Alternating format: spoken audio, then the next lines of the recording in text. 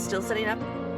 Give me a second, but I wanted to go ahead and go live while I'm figuring this out. I think this might be another gotta do display capture thing again.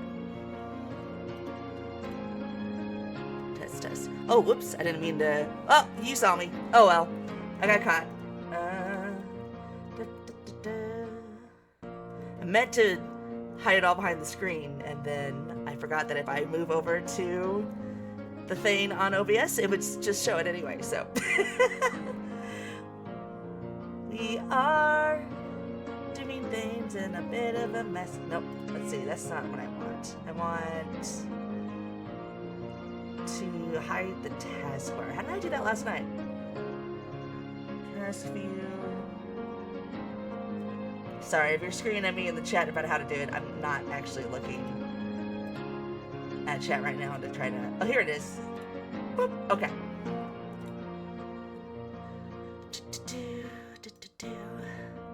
All right. Wow, 1 viewer already. Goodness gracious. I don't know if... I can't figure out if it's just my brother is being very nice and automatically clicks onto my stream every time I start streaming or what. But hello, lurker. I'm gonna wait just a couple of minutes to make sure. As you can... If you saw last night's stream, you know that sometimes these games have not been playing very nicely with OBS. Let me turn this down in my headset. Make sure to let me know if it's too loud on y'all's end too. Should be okay. Yeah, it looks like my voice is coming out over the desktop audio, so it should be fine. But yeah, I've been having some trickiness with some of the visual novels during the festival. I'm assuming there's like maybe a popular engine that doesn't play very nicely with OBS. So we're doing display mode, as you saw earlier, instead of game capture. So, and yeah, fair warning, I was feeling a little bleh earlier today, but I think it doesn't seem to be anything serious. I think I'm just the game last night was so good I stayed up too late. And so now I'm suffering because I'm on 5 hours of sleep and then decided to have leftover chicken Alfredo for lunch, which may be that much fat when I didn't get a full night's sleep was maybe a bit of a mistake. But you know what? That's fine. Luckily streaming is just, you know, playing a game and chatting, so I don't think it's going to be a huge problem, hopefully. My plan is to try to stream 2 hours of this game and then maybe have a half an hour break where I think I'll probably, I don't know. I can't decide if it would be better to just have a huge VOD up on my YouTube channel or do two 2-hour videos. I think it might make more sense to do two 2-hour videos. So I might log off for a couple hours and then I don't know. I probably should keep the stream running. I don't know what's best for the Twitch algorithm, so I guess I'll just see how I feel at the time. If I want to mess with having Spotify hopefully doing copyright free music, I found some playlists. It's been about 4 minutes. I think I should probably... The tricky thing about my taskbar being hidden is that I can't actually see the time it is on my other screen, which I usually use to help me keep track of stuff. So we're going to have to play that a bit by ear. But yeah, my plan is to stream this for about 2 hours, which especially after the last 2 games feels short. So I don't know, but I'm going to be eating dinner at like 8 my time, which is going to be hard to fit in even 2 games in that amount of time. So we'll see.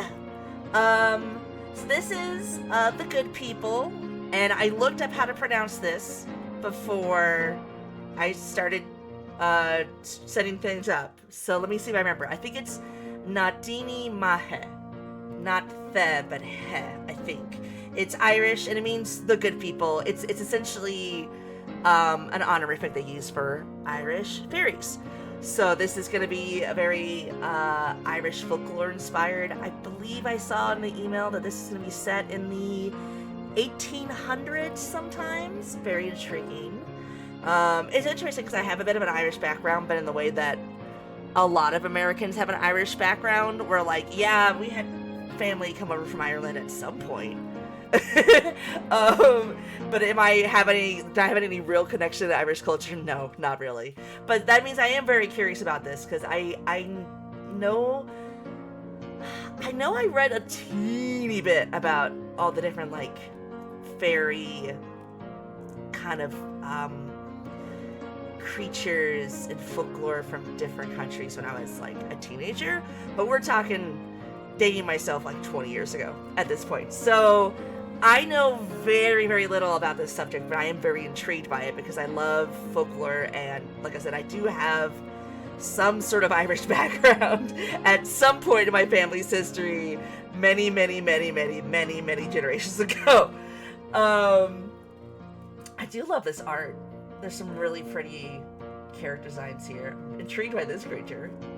They look cool. I don't know. I can't read their gender right off the bat. Yeah, so this game's in early access, so you can get it. I guess since I'm stuck on the display again, I can check the store page again. So this was another one where I got provided the code, so thank you very much to Morai Myths. Yeah, this is in early access. Came out last year in early access. Right now they have the first half of 2 different carriages routes, I believe. I don't remember the names of the characters. I think one of them was Maeve. And there's one other whose name I don't recall off the top of my head. So yeah, I this isn't a full game like Soul Set from last night, but it is a game that you can get on the Steam store right now, and is in early access and is partially be able to read. Oh, hey Amanda! Thanks for joining! Not much, I'm just, playing some VNs. Yeah. Alright, I think I should probably stop rambling and start playing the game, right? We do have a short amount of time today. So, well, at least short for having 2 games. So, yeah, I'm just gonna get right into it. You must choose a nickname, pronouns, and preferred presentation using the arrows on the mirror. The true name may be discarded if desired. Okay. Click the blot of ink labeled Save to confirm your choices, and the cap on the ink well to proceed. Your journey begins with the Book of the Traveler. P.S. Don't feed Robin your pronouns, they're insatiable. Okay. Yeah, let's try to keep a hold of my pronouns. Do you accept the name to be true? If yes, the name will be left to fate. Ooh. That sounds fun. I think I'll do that. Nickname is the name that the protagonist will be referred to for most of the game until it no longer is. Alright. Anwen is Welsh and not Irish, so this is a little bit sacrilegious, I guess. But we're gonna go with just Anwen. And let's see, I'm guessing presentation is here. Blank or custom?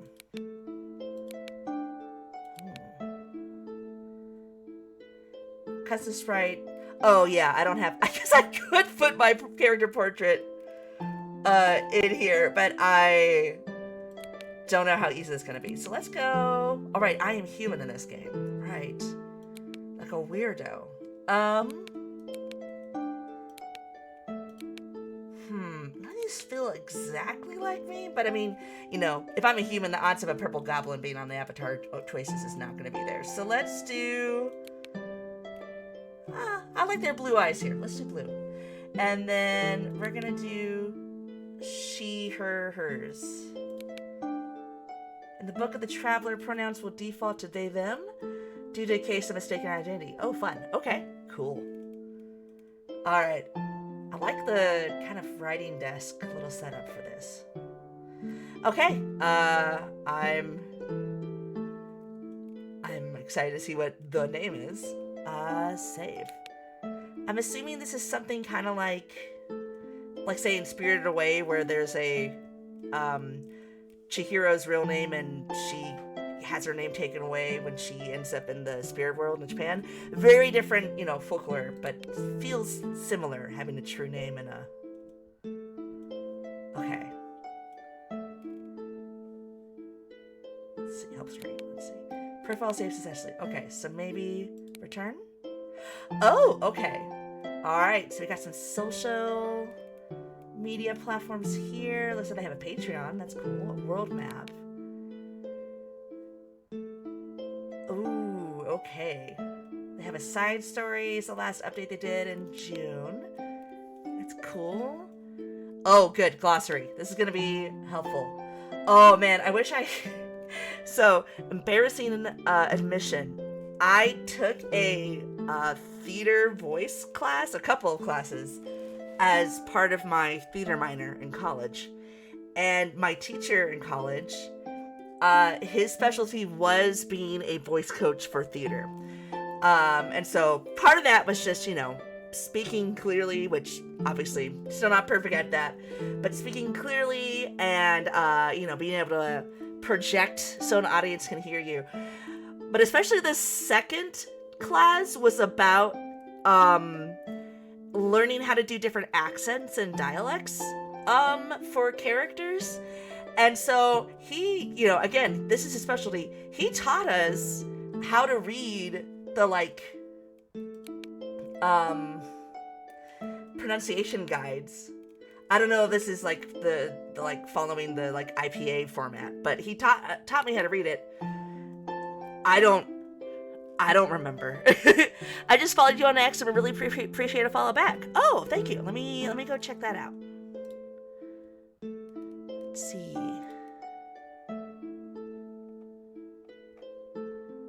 Oh, cool. Yeah, I gotta warn you that I don't use X too much. I mostly just throw notifications up there and don't do a whole lot. But I did follow you back. Thank you very much. So yeah, not Nedney. So yeah, I don't know how long I'm gonna be able to pronounce all this stuff. I apologize. Okay, nay, I know. Affirmative and horse. Got it. Okay. So let's see. I'm not sure which of these routes are the ones that have the first half up so far. Oh, what? Oh. Okay, so we can switch the order. Return and new, achievements, illustrations, side stories, character editor, world map, information. Alright, these are the credits here. Wow, okay. Quite a few. Ooh, there's voice acting in this. Neat.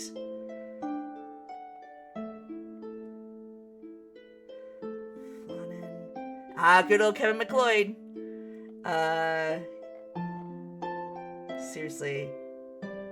Seriously great composer if you need Creative Commons music. I used a lot of it in my broadcasting class, actually, because I just was aware that he's...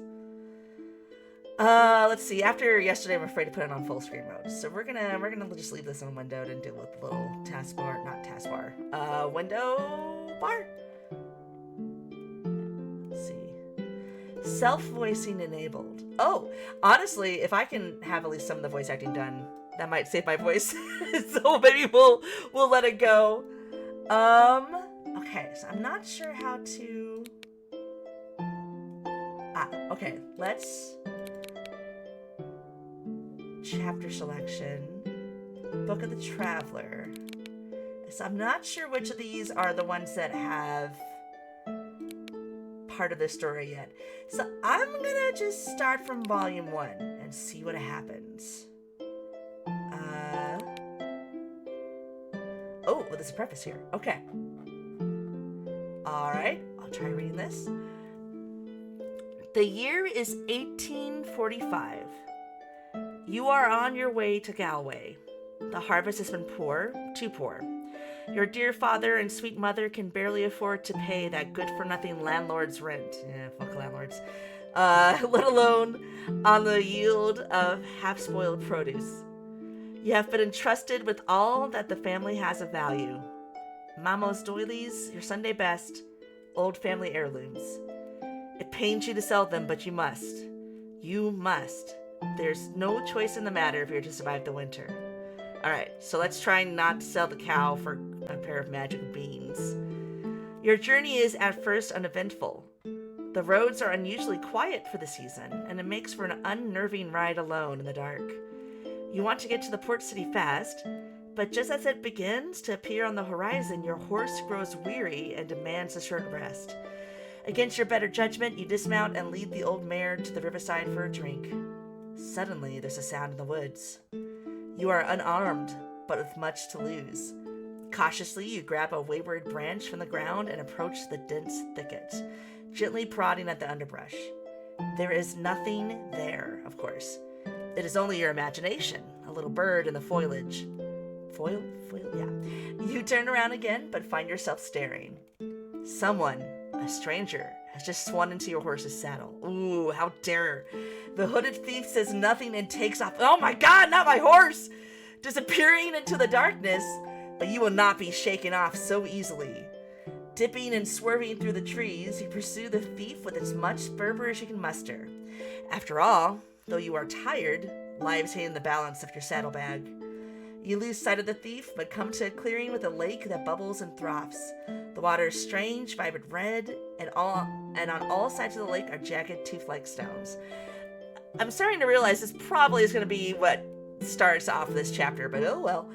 It perplexes you, distracts you, draws you in close. You feel a push from behind and lose your balance, plunging you deeper into the water. It is warm but not hot. You struggle for a moment, but soon find the air again and scramble ashore. When you look up, you're not in Ireland anymore. Now trapped inside the world of, I looked this up, Tirnanog, home to the descendants of the old gods, a legendary people with 1,000 names. Oh, I didn't listen to how to pronounce all these. All right.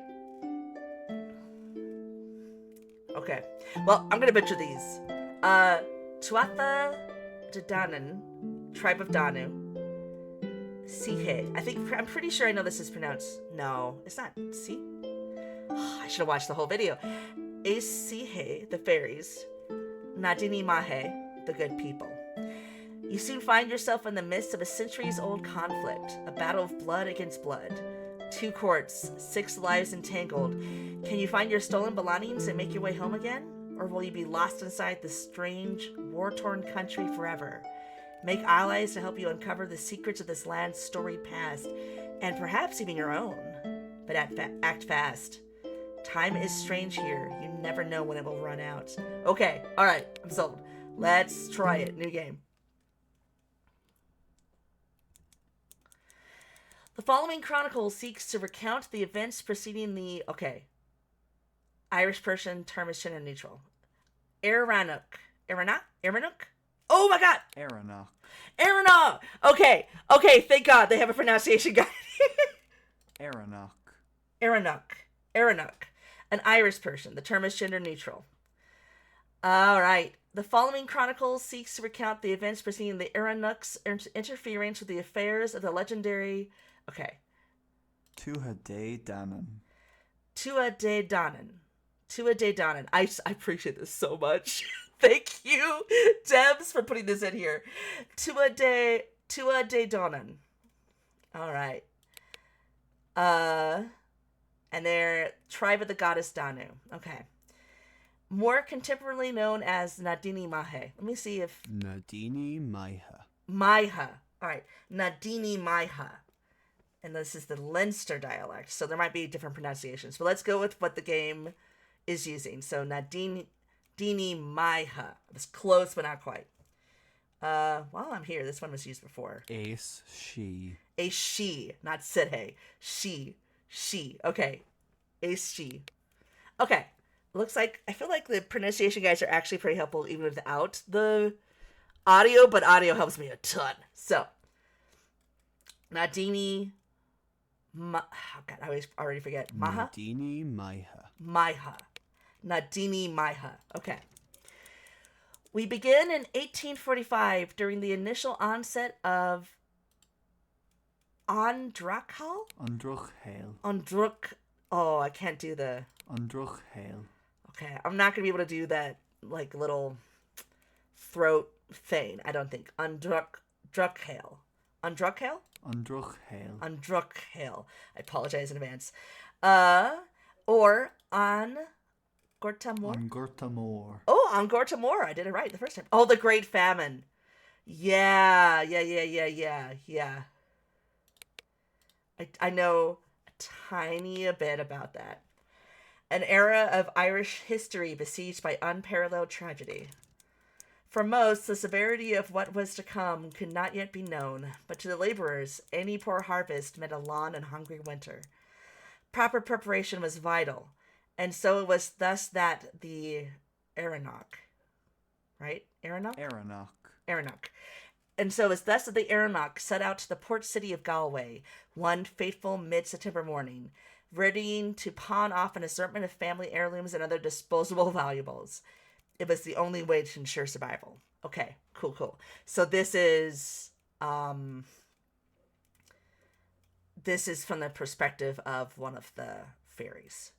Like a history from them. This journey, however, would be far longer and far stranger than anyone would have otherwise anticipated. Okay. The Irishman in Ternanog.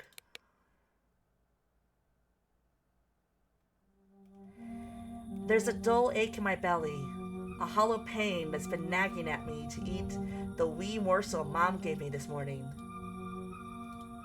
Oh. Prata Biogawan. Prata Biogawan. It's one small potato. Oh dear. Just a one potato. Okay.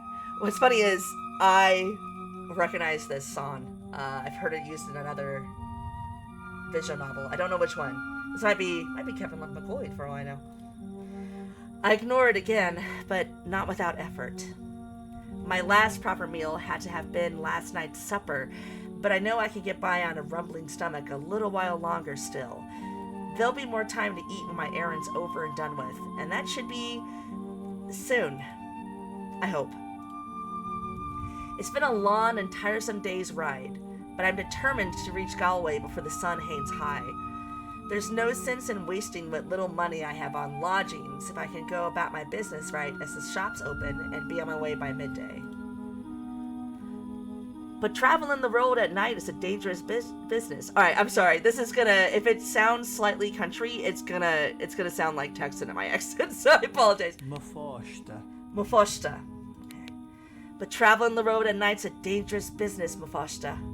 Let alone with all those treasures in your saddlebag. You ought to pace yourself.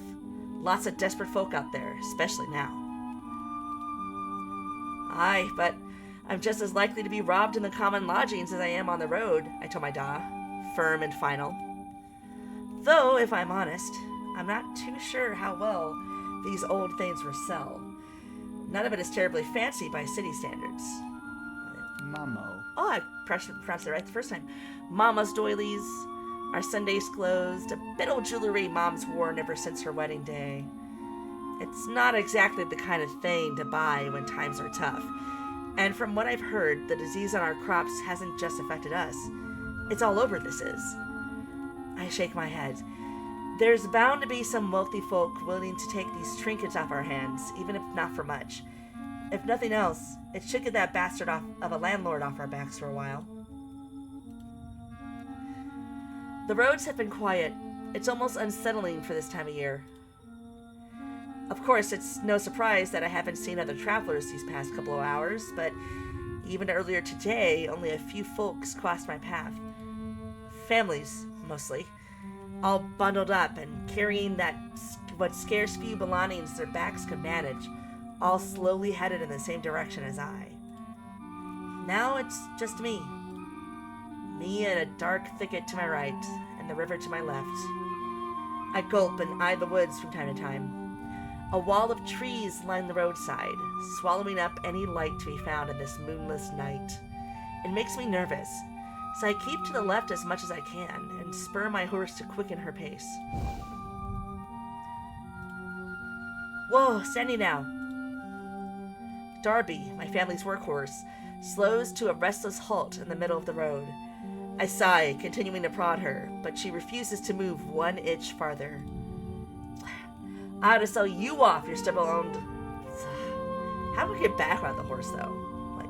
And again, Jack and the Beanstalk is not Irish. I'm pretty sure it's British, or I actually don't know where it's from. But either way, let's not sell the horse for beans, okay? Let's not do it. I know how that goes. I'm getting close. Just over yonder, I can see the beginning of the city's silhouette on the horizon. But it'll take me a few more hours to get there still. All right. I suppose we can rest for a short while.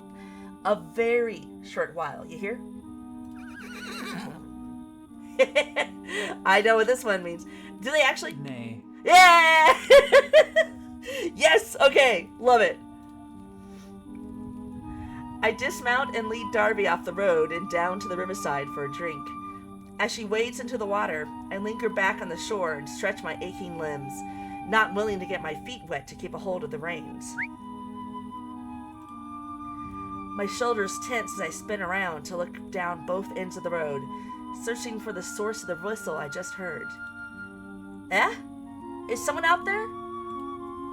No one answers me, nor do I see anyone in the darkness. I clench my jaw, peering back over my shoulder at Darby. She seems entirely undisturbed, yet too far for me to grab in a hurry. Well, not that she would go anywhere in a hurry either. Oh man, same. I sigh and rub the bridge of my nose. Her ears are better than mine. It might have been nothing. I lift my hand from my face and glare right across from me into the trees.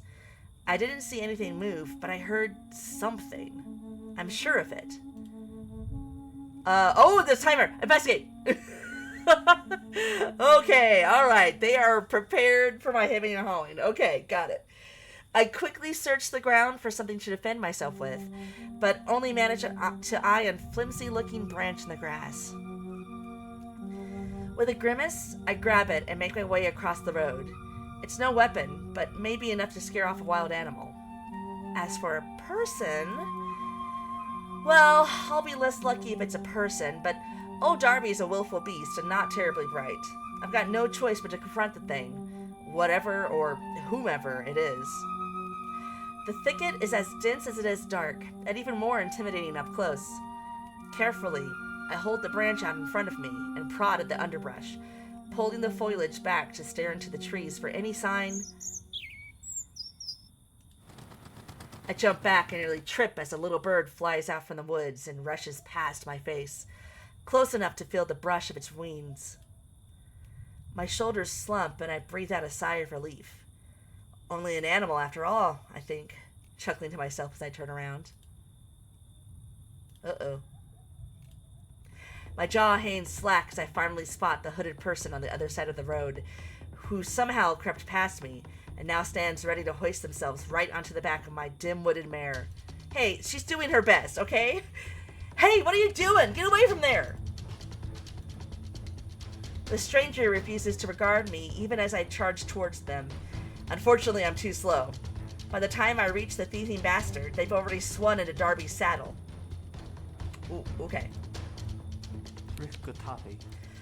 Ricotape. The stranger swats Darby's rear and spooks the mare into a frenzied gallop out of the river and into, of all things, the woods. I'm baffled. I don't know if the thief intended to go off-road or if poor, panicked Darby forced the thief's hand, but I don't have time to question it. Stealing my resolve, I run into the woods and chase after the thief on foot.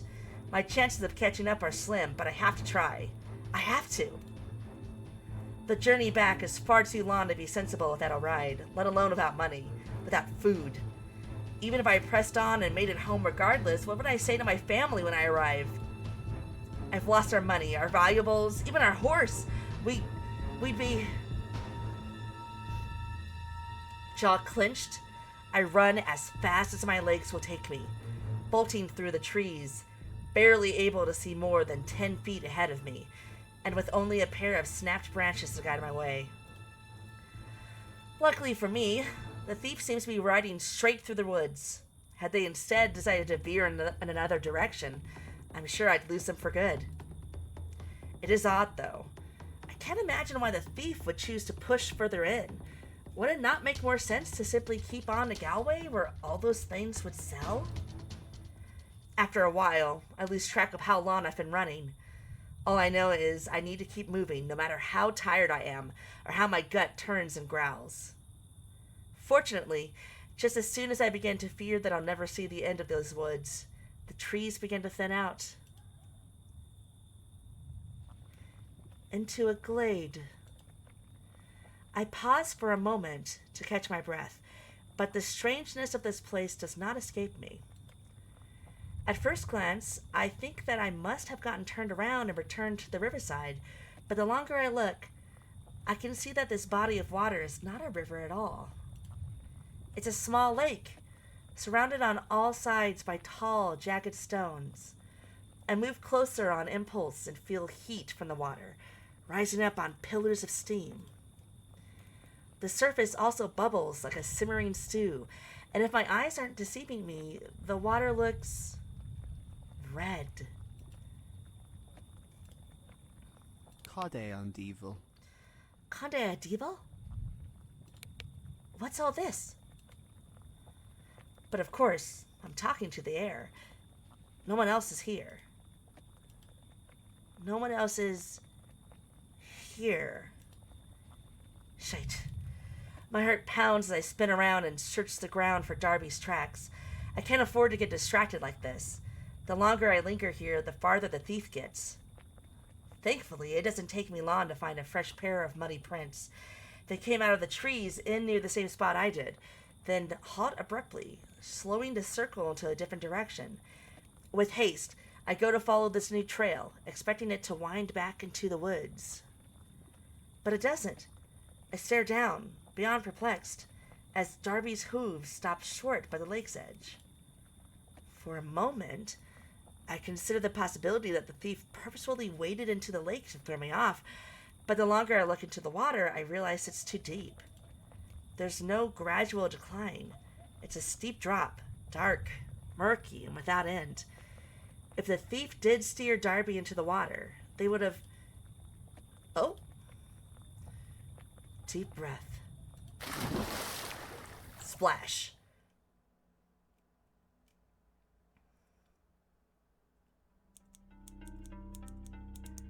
Oh, okay. Alright. More lore. Okay. Look Bel Dragon. Look Bel Dragon. Look Bel Dragon is one of the many, yet few, waypoints between Tirnanog. Tirnanog. Between Tirnanog and... Inishfall. Look Bel Dragon is one of the many, yet few, waypoints between Tirnanog and... Oh, I just played it. Inishfall. Nope. Inishfall. Hidden away and forgotten by most. It stands unique for its relative ease of access and longevity. Yet, similar to other waypoints of its kind, the threshold remains closed as to prevent accidental wayward travelers. Unless, of course, it has been deliberately opened. Alright, like that is auto-saving, that's nice. Okay, chapter 2. Okay, good. I was a little worried about how long the chapters would be. Okay, chapter 2.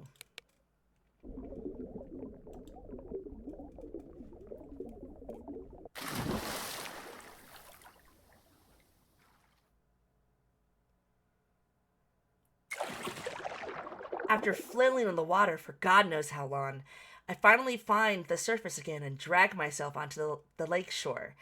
It takes several ragged breaths before my vision clears. Did that cheeky bastard try to drown me? I look around to see if I can work out which direction the thief went, but nothing looks familiar. No, it's more than that. This isn't the same lake I fell into, nor even the same grove. The ruddy water is now bright and clear and adorned with lily pads. The familiar oak and ash trees are gone, replaced with mossy, gnarled willows and yews. The roots run so deep that they cascade into the lake, and everywhere I step is bursting with wildflowers. The forest is so overgrown that the treetops almost block out the sunlight that's suddenly sprung up over the horizon. But despite the abundant shade, I'm perfectly warm. There's a slight breeze, but it's as soft as a kiss, spring-like. And awfully unusual for September. What is this? Glancing back at the lake, the water is still, without a trace of my unexpected swim. Christ almighty, am I dead? I pinch my arm and wince. I can still feel, but what if that's just my mind playing tricks on me? Maybe I hit my head in the lake and I feel a wave of panic wash over me as I think of my family, waiting anxiously at home. They never wanted me to come here. They told me it was too dangerous. What have I gotten myself into? Robbed and drowned by the roadside. Mom, I'm so sorry.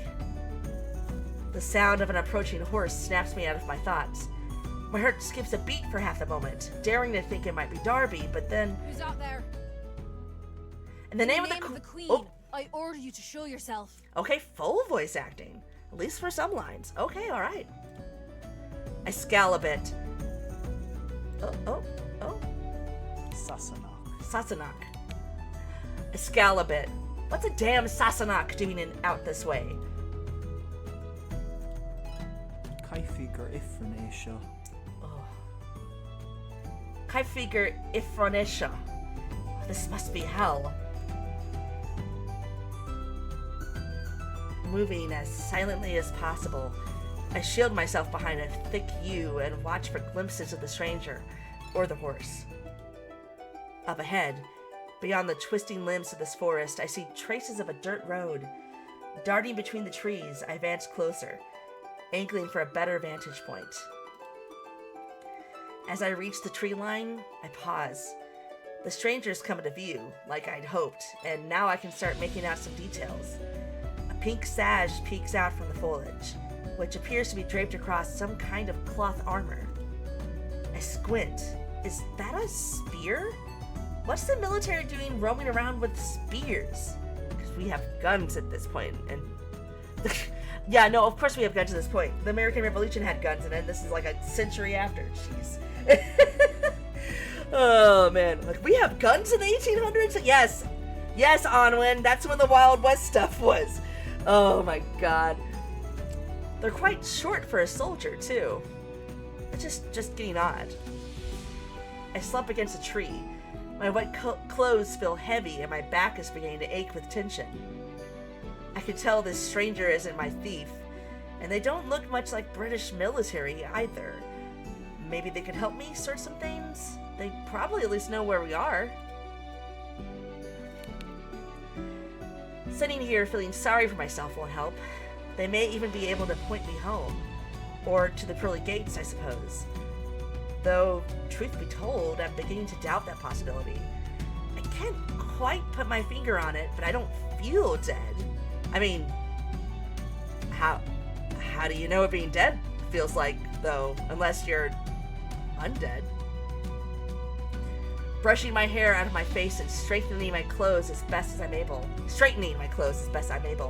I march out from the trees and over to them. When they see me, they come to a halt. Hopefully that's a good sign? However, as I begin to get a better look at their face, I'm momentarily taken aback. The person before me is unlike anyone I've ever seen. Ooh, leaf! For one, their ears slope to unnatural points and are nestled under a mop of greenish-brown hair. My eyes linger on the scar etched across their slightly protruding chin. I stand up straighter, but quickly look away, careful not to reveal too much surprise on my face. No wonder things have been so strange. I'm not dead, but they're not human. You'd easily mistake it from far away, but face to face, there's no question. It's one of the She? Ace, she. It's one of the She. They remind me of the stories Mom would tell me of men in green, those who watch over nature's most untouched places. Despite my best attempt to present myself respectfully, though, the fairy looks furious with me. You! Without giving me time to respond, they seized me by the arm and dragged me over to their horse. Wait! Please, wait, I didn't mean any offense. They don't even hear me over their own voice, which hasn't stopped berating me with questions all too fast for me to answer. Where have you been? Do you have any clue how worried I was? What have you been eating? What are you doing here? Why are you all wet? Why do you look like you're starving? Huh. Okay. So I look like somebody they know. Interesting. After binding my wrists with some rope they had. Wait, okay, what? If you know me, why are you tying me up? They easily lift me onto the horse. What do I look like? Manum. Manam. Or Manam. Manam. They are stronger than they look. But what's all this about where I've been? I just got here. I look down at them pleadingly and take note of a small swan emblem on their sash. Wait, hold on now. You've got to listen to me. Whoever you think I am, you have the wrong person. Unfortunately, my words fall on deaf ears. To be honest, though, the more they shout at me, the less angry they sound. If anything, they're acting more like a concerned parent. Sighing heavily, I slump into the saddle, now acutely aware that I'm being kidnapped by a fairy. At least I get a break from walking now.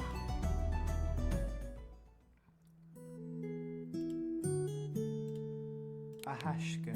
Oh, I would not have guessed that at all. Ahashka. Ahashka. Come home safely, Ahashka. Stick to the road and don't go astray. There's more than robbers out there to be mindful of. Mom, I'm not a child. You don't have to go on about those tales. Of course, dear. Just remember, don't give anyone your name. Mind your manners. And don't eat anything you're offered. Oh, but man, free food is my weakness. Oh shit, wait, and I'm in the fairy world. Uh-oh. Wait. Is that just a rule in Pan's Labyrinth? Is that a Spanish rule, or... Oh no. After some time, the fairy and I arrive at an ancient-looking stone structure.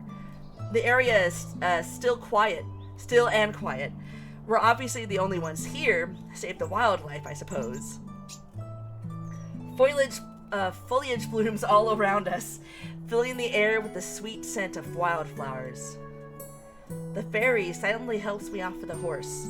They stopped yelling a while ago, so we were forced to travel in sullen silence. As they lead their mare to the stables, I awkwardly fiddle at the rope around my wrist, but it's no use. It's too damn tight to wriggle out of. I take in my surroundings and spot a flourishing fruit and vegetable garden off to the side. Huge strawberries raise out of the garden bed and spill over onto the path. My mouth waters at the sight. Entranced by bulbous ruby-red berries, I almost don't regret my captor returning to my side. Oh, okay, she's not speaking now. Alright. Peas should be ready soon, too. I'm not gonna try to do the accent because, like I mentioned, I'm kind of embarrassingly bad at accents. I could probably do this in preparation, but I'm going at this blind, so... You grew all of this? Of course. Who else would? They give me a puzzled look. I just meant you aren't having any trouble with the land? I look at the garden. The pea pods are plump and near ripe, and a hint of wildness is present in the chaotic tangle of stems, leaves, and produce. My thoughts turn back to our struggling farm and the people waiting for me to return. My stomach churns, and the encroaching hunger from the smell of strawberries turns into nausea. I suppose, whatever this place is, the blight hasn't come to it. Trouble? Why would I have trouble? Honestly, what has gotten into you, Deona? Oh, is that the true name? Deona. Deona. Not you, that's for certain. Strangely, the name means human. Deona. No, I falter, remembering my mother's warning. At the time I brushed it off, but now I might need to think twice. Not them. Yeah, they hear my name, they're gonna be like, why are you fucking Welsh? Who are you? Who else would you be? Wait, answer that when I have some parchment. Without giving me time to respond, they lead me into the structure. The bottom... Wait, is the stranger like my changeling doppelganger? Wait, am I a changeling? Wait. Okay, most of what I know about changelings is World of Darkness. And I did a couple of games in the changeling setting like a while ago, 15 years ago. So I have no idea if that's a correct guess or not. But it sounds a little bit like a changeling. The bottom floor is surprisingly cozy, especially given the formidable exterior. Someone has gone to great lengths to make it feel like a home. The hearth is warm and comforting, potted plants and handmade dolls are scattered about, and there's a faint smell of baked bread lingering in the air. They guide me over to a small two-person table. I'll be back in a moment. As I wait at the table with not much else to do, I let my eyes wander over the decor. The tatting of the lace on this doily is done so well. I wonder if the fairy made all of these things. The dolls, the doilies, the knitted blanket on the back of that armchair. I nervously eyed the comparatively crude monstrosity propped up in the corner, which I assume is some kind of training dummy by the arrows on its torso. Ooh, it moves around when I move my mouse over it. Okay. The words Traitor Keen are scrawled across a sign slung over its neck, no doubt a testament of the dummy Keen's villainy. Suppose some things never change, no matter where you go.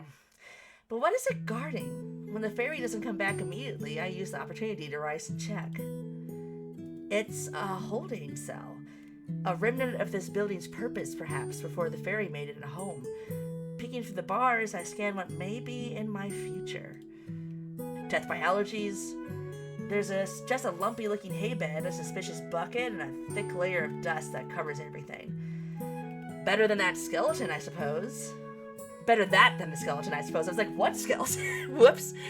Looking around the room some more, I spot a desk in the far corner covered with scattered maps, notes, letters, and some wayward knitting materials. The maps have writing all over them, and the notes mention something about possible sightings that catch my eye. Investigate. Gotta learn, as long as we're not like digging in somebody's medicine cabinet or something. I move some other papers aside and look closer at one of the maps. Strangely, it looks a bit like Ireland at first, but the longer I stare, the less sense it makes. Oh, okay. RT to zoom in, LT to zoom out. Oh, I have a controller plugged in. Interesting. So it's giving me the controller instructions because I have my controller plugged in. I wonder if I went back to the mouse if... Oh, nope. Okay. Mouse wheel makes it go back in time. Okay. What would be... Oops, I didn't mean to do that. Oh, the continent, or island, is divided into 4 distinct regions. Here we go. Folius. Folius, the province of spring. Phineas. Phineas. Murius. Morius. And Gorius? Glorious. Hey! Each name is then followed by a subheading, respectively the province of spring, summer, autumn, and winter. I wonder what that means. Probably spring, summer, autumn, winter fairies? Amid the various landmarks and city-like dwellings are symbols I've never seen before. The strange intersecting lines might be some kind of language, but I can't say for sure. Wish I could get back to... Whoop. What's Ugh? Ah! Shoot! I wish I had looked at the map a little longer. I'll probably find out about that later. Oh, this here, maybe? Amid the various landmarks and city-like dwellings are symbols I've never seen before. I don't see an example of that except for these here, maybe. These are different. These line markings are different. Interesting. As I keep looking, I notice some notes and scribbles jutting across the map in certain places. There's a little building in Folius, I think it was? Folius. Folius. A little bit like... No, I'm not gonna doing demonic and then making me pronounce things wrong. Folius. That looks a bit like this place labeled Outpost. Is that what this is? Is that what it is? An outpost? Okay, so I wonder if there's promise of spring, promise of autumn. I wonder if that means that the weather, the like season stays the same year round. Finally, I take a look at the top of the map. There, I see the presumed name for the strange land. Tirnanog, land of the young. Tirnanog? I've said this a billion times. Tirnanog. God, the voice actor almost sounds a little disappointed in me. Like, it's Tirnanog. Come on. I've only heard that name in stories. Could it be true? Have I followed in the footsteps of... Oshin. Oh! I only know who this guy is because he's in Fate Go? Fate Grand Order? And I only know what Fate Grand Order is, well, besides just being a Fate thing, because my favorite mangaka drew this guy. Fionn McCool. Designed Fionn McCool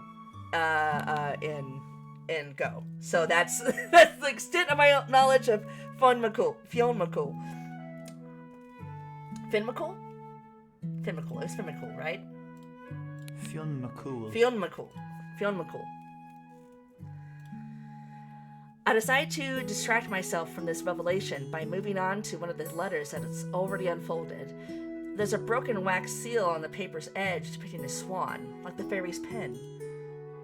To the Honorable Shay Fairglass. Shay Fairglass. Fairglass. Shay Fairglass. Courteous green grass. Green grass. Oh dear. Oh man. I'm starting to get better at pronouncing the Irish words than the English words. Shay Fairglass. To the Honorable Shay Fairglass. I mumble the words aloud.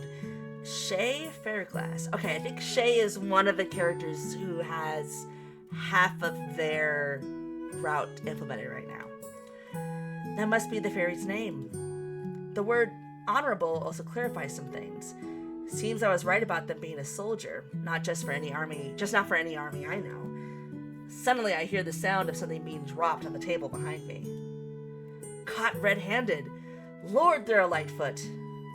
I try to turn around as casually as possible, as though I wasn't just prying for their personal affairs. Oh, well, I was about to say it's just a map, and then I remembered I saw the letter. Shay keeps looking between me and the desk, and I brace myself for a new round of lecturing. Instead, they began talking rapidly. Look, I know you don't believe me, but I really do think I'm onto something. I'm close. I can feel it. Look. They run over to the map and begin pointing to areas and talking about things I don't understand. So the princess is being held in... Oh, boy. Duntalan. So the princess is being held in Duntalan, which is in Mirias. Yeah, I remember this one. Mirias. Which is in Mirias, right? Right. And which princess is this again? Shay immediately looks at me like I have two heads. What do you mean, which princess? The one I've been looking for the last 150 years. Do I look like I'm 150 years old? Missing heir to King Henri's throne. Attacked by the Unseelie. Disappeared without a trace. The missing heir to King Henri's throne. Ringing any bells? I apologize if the accent's kind of coming through when I mimic the voice. I'm trying not to do it too much and then butcher it. I feel the blood drain from my face. 150 years? Just how old are they? They're a fairy.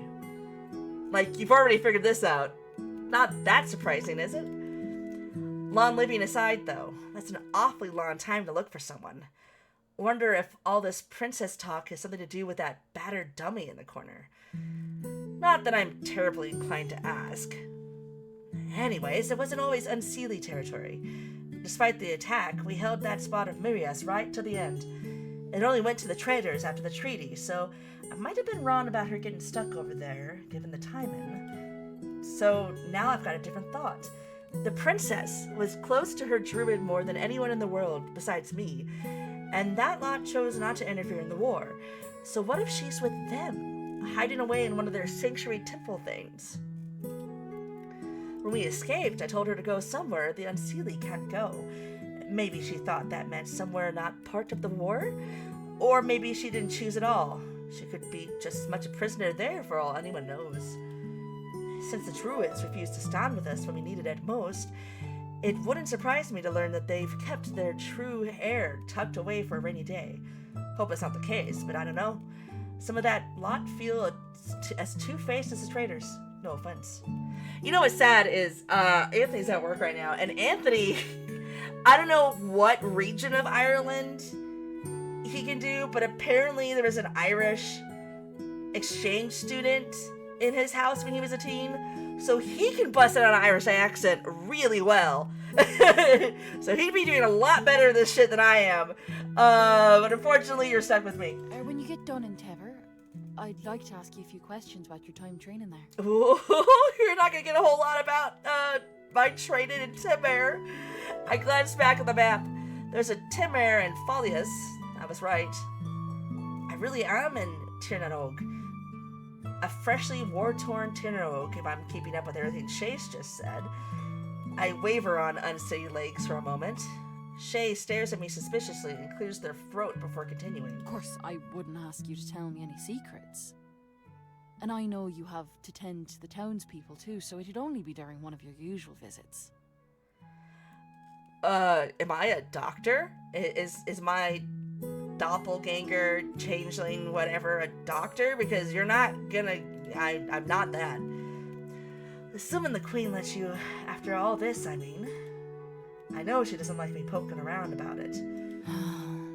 Hey. I'm sorry about earlier. I've just been worried sick, you know? I shouldn't have been so rough with you. Thank you. Does that mean you'll untie this rope? Not a chance. Now come over to the table. Well, at least we seem to be on better terms now. Maybe I can get them to listen to me. I finally see what they dropped on the table when they came in. They brought me a plate of bread and honey with a glass of milk. Hell yeah, I'm down. Go on. You eat while I interrogate you. Oh boy. I don't quite like the sound of that. What kind of interrogation is this? I stare at the food. My mouth salivates pleadingly. Look. My stomach may be all for it, but every other part of me is warning me not to. If I ever intend on getting home, that is. I swallow down the hunger. Oh boy. Guramahagat. Goramahagat. Goramahagat. Guramahagat. Goramahagat. Agat? Okay. I'm not hungry. Goramahagat. My gut groans in protest. Traitor. It's getting a sign too. You sure about that? Aye, positive. Shay stares at me, frustration plain on their face, but they don't press the issue and sit opposite me. They take out a scroll and begin scrawling quickly, mumbling to themselves. Finally, they look up at me. So, what were you doing by the loch? Loch, I kind of know because Loch Ness. That's the only thing I know about Irish lakes. Their quill pauses as they wait for my answer. Okay, let's just keep trying to be as honest as possible. At last, I can't explain. They're not going to listen to me, but I'm going to try. I take a deep breath before launching into my story. I was on my way to Galway. Galway? What's a Galway? Oh, I suppose they don't know where that is. It's a place on the other side of the loch?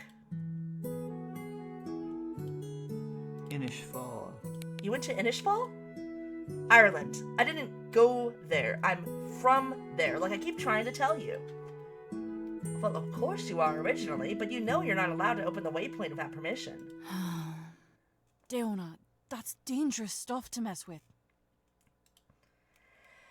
There has to be some way I can convince you. I was just minding my business when a thief stole my horse and pushed me into the lake. When I stumbled out again, it spat me up here instead of there. I'm not Deona. That's just a mistake. Shay hesitates when they decide if they believe me. They go and pull a small bronze hand mirror out of their desk before handing it to me. It's just me staring back. I half expected a different face to be looking into the mirror. Still looks like you to me. How is this possible? Who is Deona?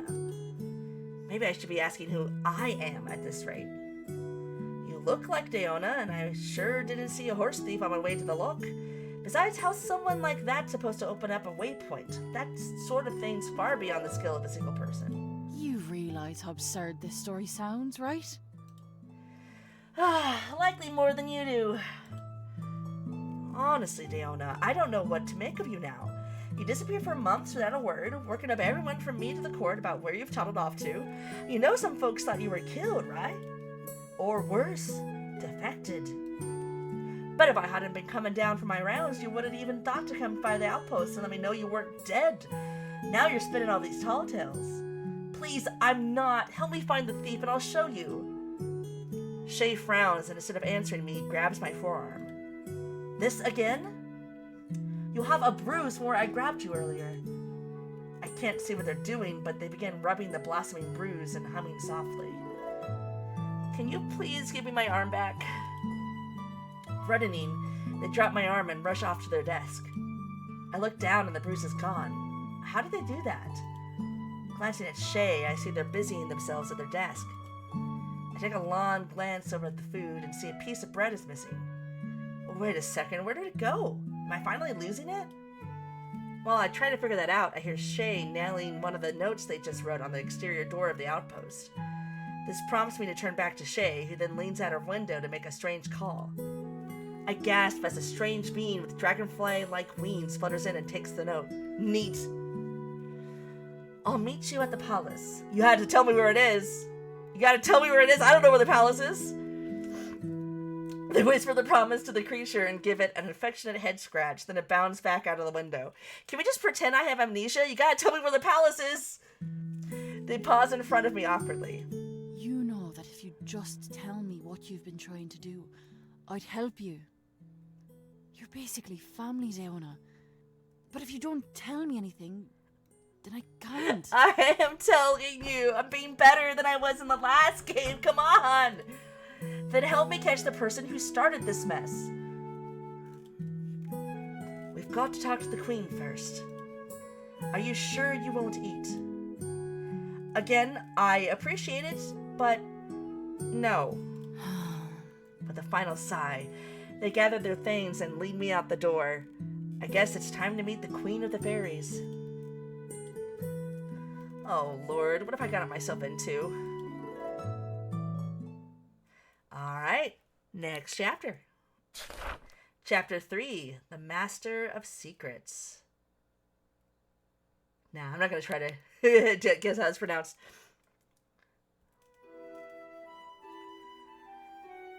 The right to Tever. Nope, would not have guessed that's how that's pronounced. Tever. The route to Tever. Capital city of the Sealy Court. Okay. Or Shealy Court? Sealy Court? I guess we'll find out. The right to Temer is quiet. Nope, I did it again. It's Tever. Tever. The right to Tever is quiet. Shay keeps glancing wearily at me like they want me to ask me more questions, but change their mind every time. Okay, I'm assuming at this point it's not they because I don't know their pronouns, that their pronouns are they, them. I suppose I'm not sure what to say either, since nothing I tell them makes a difference. If only I had anything for my saddlebag. As we approach the city, we ride through the farmlands on the outskirts. The fields are all flourishing and ready to harvest, even though it feels like a beautiful spring day. We finally make it to the city gates, an imposing wall at the base of an enormous hill. Perched on top of the hill is the palace, where I can only assume I'm being taken. My panic begins to rise as we get closer. If I don't find a way out of this, I may never get home. And who knows who else this Deona is supposed to be, and who knows what else this Deona I'm supposed to be has done. If Shay is this angry, imagine what the queen might be thinking. At least if I run, I might have a better chance of getting home. Shay takes this very moment to pull me closer to them. Now we are gonna head straight to the palace. No stalling. Stay close. A lot of people have missed having you around to tend to them, and I don't want you getting dragged off. Tend to them with what? Is it like magic or a doctor or... If we stop for everyone who needs it, we'll never get there. And whatever you do, don't bring up that talk about Anisfail. Oh, that's not right. Inishfal, God. Don't bring up that talk about Inishfal. I expect the queen won't take too kindly to hearing the court druids trying to flee the country. Druid? Oh yeah, I'm definitely not that. Well, at least as far as I know. The court what now? That sounds important. Shay doesn't say anything more on it, though, and leads their horse over to the stables before we enter the city. Kara's not a fan of the city. Too crowded. I nod sympathetically, not being much of a fan myself. Poor horse. Darby isn't nervous around people. The old girl doesn't seem to even pay attention most of the time. I am nervous around people, but also I do tend to zone out a lot, so mood. Alright there, Shay. Been a while since you've been up. Just escorting the druid back, then I'm back to the post. Takes all my willpower not to snort at the idea of being escorted like this. Inside the walls, the city is bustling with activity. The people here, like Shay, are all mostly human-looking, save for the pointed ears and a few strange, otherworldly hair colors. A giant canal runs along the main thoroughfare, and the stores and homes are all inside gorgeous marble buildings. The blooming flowers that litter every corner and crevice fill the air with their pleasant aromas. Manum. I don't know what I expected, but it was nothing like this. I crane my head as we walk to see as much as possible. Down the alleyways, I get a glimpse of shabby row houses and dimly lit stores. Shay and I walk side by side, and they have a firm grip on my bindings. At first I'm annoyed by the short leash until an elderly woman suddenly grabs my arm, her bony grip locked around it. Oh, I don't know if I know how to do an old lady's voice. Let me think. Deona, dear. I was so worried when I heard. I thought to myself, now who's gonna make... Oh, I've met somebody with this name. Kieran? Kieran. Okay. Alright. I thought to myself, now who's gonna make weak Kieran's medicine? I feel a bit bewildered getting picked out from the crowd. Seems Shay isn't the only one who thinks I'm Deona. As I prepare to respond, Shay quickly cuts me off. Not just now, Miss Depor. I promised to get Deona back to you, but first I got to see the queen. Of course. You come around too sometimes, Shay. She leaves without a fuss, and it isn't until she's out of our sight that we continue on. I feel my stomach churn as we walk. While no one else approaches Shay and I feel an abundance of eyes on me. Just how well known is Deona? Are they some kind of doctor? Well, druid doctor sounds like, yeah? I don't like this. How am I gonna get out of here if the whole damn city knows my face? We're probably not. We come up to busy crossroads filled with all sorts of food and bauble vendors. Amid the carts passing by, the large crowds, and the many alleyways, this could be the perfect moment for my escape. Oh, no, let's not do that. We don't know what's going on. I only get one chance. I've got to make it count. We continue down the main thoroughfare, where I peek into the shop windows and open doors to see the assortment of foods, trinkets, and fabrics offered. One weaver in particular is showing off what looks like silk that shifts from silver to a rich purple color in the light. A small crowd of admirers clap and gasp on cue. Ah, man, that sounds great. A bauble vendor is calling out to pedestrians to lure them over to her shop. Some of her trinkets are shaped like creatures I've never seen before. A couple remind me of the one I saw Shay talk to. Some of them sparkle with what looks like real gems. I guess I wouldn't be able to tell if they were fake, but I get the feeling I'm not wrong. Any one of these could probably sell for 10 times what I had in my soda bag. The well-to-do looking customers don't seem too impressed, though. Everything here is so fancy. I bet it wouldn't be so bad living in the city. I speak without thinking, temporarily forgetting I'm supposed to know what here is like. Shay gives me a confused look that I'm quickly growing familiar with. The look that says Deona wouldn't think the same. I guess if you don't look too hard. I mean, you know how it is, They stop mid-sentence as though remembering my story. Maybe they're finally starting to believe me. But whatever they're thinking, they quickly shake the thought out of their head. Anyway, you know how it is. Put the nice Put the stuff stuff up front so no one sees what's happening in the back. Of course, you know this lot don't care much anyway. Could be worse, I guess. Most people are doing alright now that the Queen lets you come down here and help. People like that. Interesting. I wonder what Deona does for the city. If the Queen is letting her important druid come down to help, it must be pretty necessary. Even so, fairy problems are the least of my concerns. Right now, I'm just trying to deal with my human problems. Humans. Speaking of which, we're approaching a busy intersection soon. This might be the chance I need. No, I don't know. We're not running. I want to know what's going on. If I get lost in some strange fairy city, no, that's not going to work. We step into the street, just in time for a carriage to come barreling towards us. I plant my feet into the dirt and defiantly refuse to budge, forcing Shay to either let go of the rope or be run over. I feel them release the rope with seconds to spare. We both stumble backwards as the carriage driver shouts obscenities at us. The traffic continues to flow, pushing Shay and I further apart. Oi! You stay right there! I can barely see them in the crowd now, and I use the opening to flee into the first alley I see. Oh no, we're lost in a strange isekai city now. Oh my god, this isn't gonna be good. Sorry, Shay, but I can't afford to get dragged into more fairy business. I'm in way over my head as it is. Yes, but we also have no idea how to get home. Getting lost in the city is not gonna help with that. Oh my god. Oh no, I'm an idiot.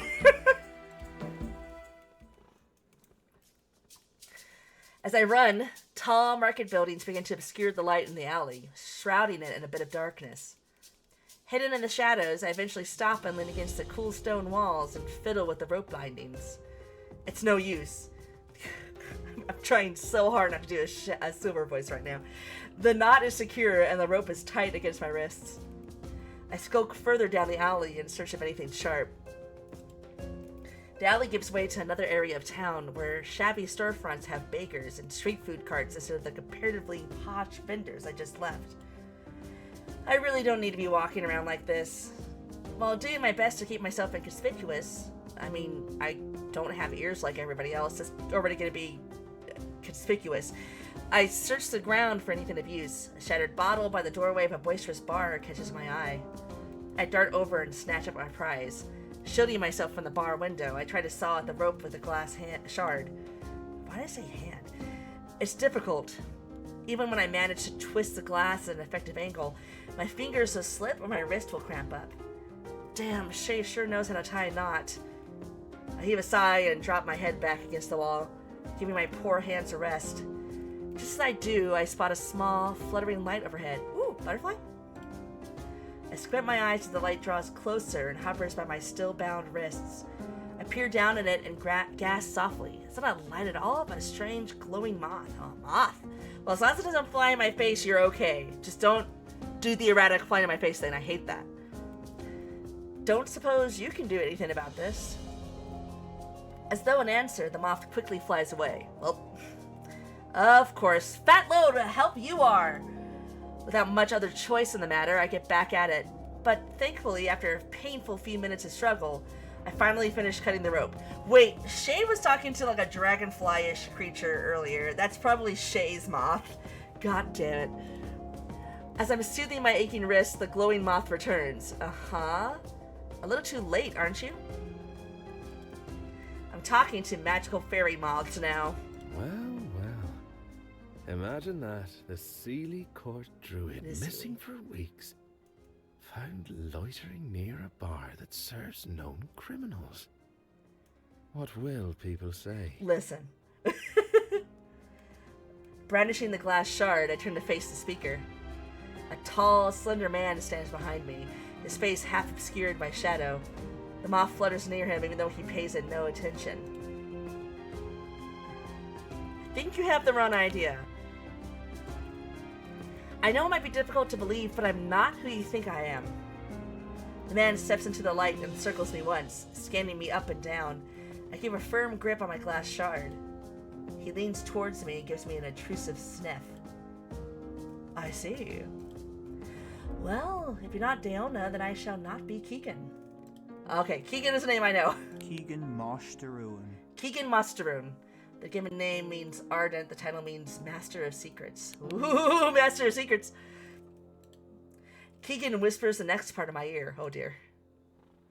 Shall I whisk you away to somewhere that's not the palace? I take a step back. No, thank you. Okay, so we've established during this Fall in Love Festival that apparently I have a weakness for whatever pretty person flirts with me first. So this is already spelling my doom here. Maybe I should stick with the Deona bit after all. Alas, then I have no choice but to escort you back. The manner in which you are escorted is entirely up to you. What does that mean? That, while I'm not wholly opposed to force, I prefer the gentler route. So I either go willingly or he will drag me. I look up at the palace towering over the city. Damn it, I really have no choice after all. I dejectedly walk alongside him as we venture through the alleys. Man, Shay is gonna give me so much shit about this. Very convenient that I ran into you here. I was just meeting with an associate regarding your whereabouts. It was quite useless, evidently. Your associate? One of them, yes. It would be a poor master of secrets without a variety of contacts. Okay. He's like the roguish spy character. Okay. Master of secrets. Is that some kind of fancy word for a spy? I assume so. I guess that makes sense. It would explain why he was in a place like this. I should probably be extra careful around him. Just my luck, I'd run into him when everyone else thinks I'm some important druid person. Maybe I can play the part long enough to get out of here. This seems like a bad plan, but... Rather than heading directly for the palace, Keegan instead leads me into a fancy-looking boutique. Fancy clothes time? I've never been in such a shop before, but Keegan slides through it with a clear familiarity. The two shopkeepers whisper frantically between themselves when they catch sight of us. As Keegan approaches the counter, their whispers turn into delighted grins and greetings. Oh, Master Keegan, back so soon. Or is this a vision of pleasure? My lady, as much as I value my time here, this visit is not for me. Keegan attentively takes her hand and briefly kisses her knuckles. The young woman flushes pink before shooting me a look of contempt. Yes, about my guest here. I'm bringing our flighty druid friend back to the palace, but... All three of them stare at me, and I nervously rub my dirty hands in my clothes. I've never really put much thought into my looks, besides from the times I've needed to mend a thing or two. Standing in front of their judgmental eyes, though, my meager clothing seems more shabby than before.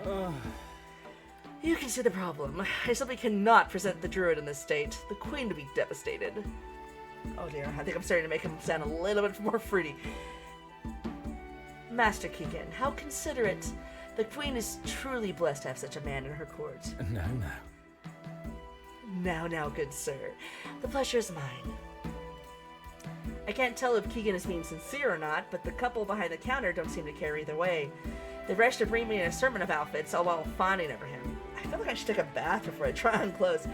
Suppose he's pretty popular. The couple never speak to me directly. Instead, they talk to Keegan about me. I do notice they seem to keep shooting nervous glances at the glowing moth that curiously bobs near him at all times. They don't seem to like your moth very much. I'm not sure what possesses me to speak up. Likely the fact that shopkeepers keep ignoring me. The lady shopkeeper should give me an ugly look before returning to her fabrics. If Keegan sees it, he says nothing. Is she? The Ishi usually aren't allowed inside. This couple is kind enough to make an exception for my will-o-wisp. Oh, it's a will-o-wisp. Got it. I stared dumbfounded at the fluttering moth. I grew up hearing stories about the wisp, but to see one this close, it's different than I imagined. Cuter, I suppose? For a moment, I pause. Wait, but aren't you all Ishi? What's the difference?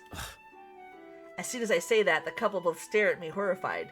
Keegan actually looks caught off guard. You've returned much more vulgar than before. Intriguing, but unbecoming. What if I'd asked the difference between you and a horse? It amounts to the same thing. Yeah, well, that is pretty rude. As you well know, they were already here when we, the two a day, were driven to Tirnanog. It's a foul human conflation to assume we're the same. Huh, so they're not fairies then. Or at least a different sort. Enough so that the conflation would cause offense. My first time in a fancy shop and I insult the owners. I'm not sure if Keegan cares about what I say, but I get the feeling the wisp means more to him than he lets on, else he wouldn't keep it so close. What do you think, Master Keegan? The mauve kaftan or the emerald gown? Keegan seriously considers each option before grabbing them both and walking over to me. He holds out the outfits for me to consider. Let's let the wearer choose, shall we? The fabrics are high-quality silks.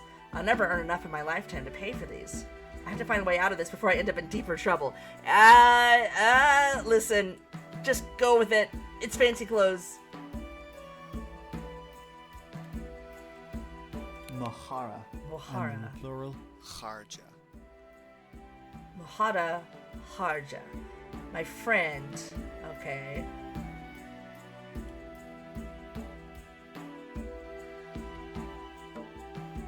Okay. He's a little rude. Got it. Never fear, Ah, shit, I just listened to it. Mahara. Mahara. And in the plural. Kharja. Harja. Never fear, Mahara. This is simply a business expense. Of course I will foot the bill. Yes! Free clothes! That's exactly what I'm worried about. The word comes out before I can stop myself.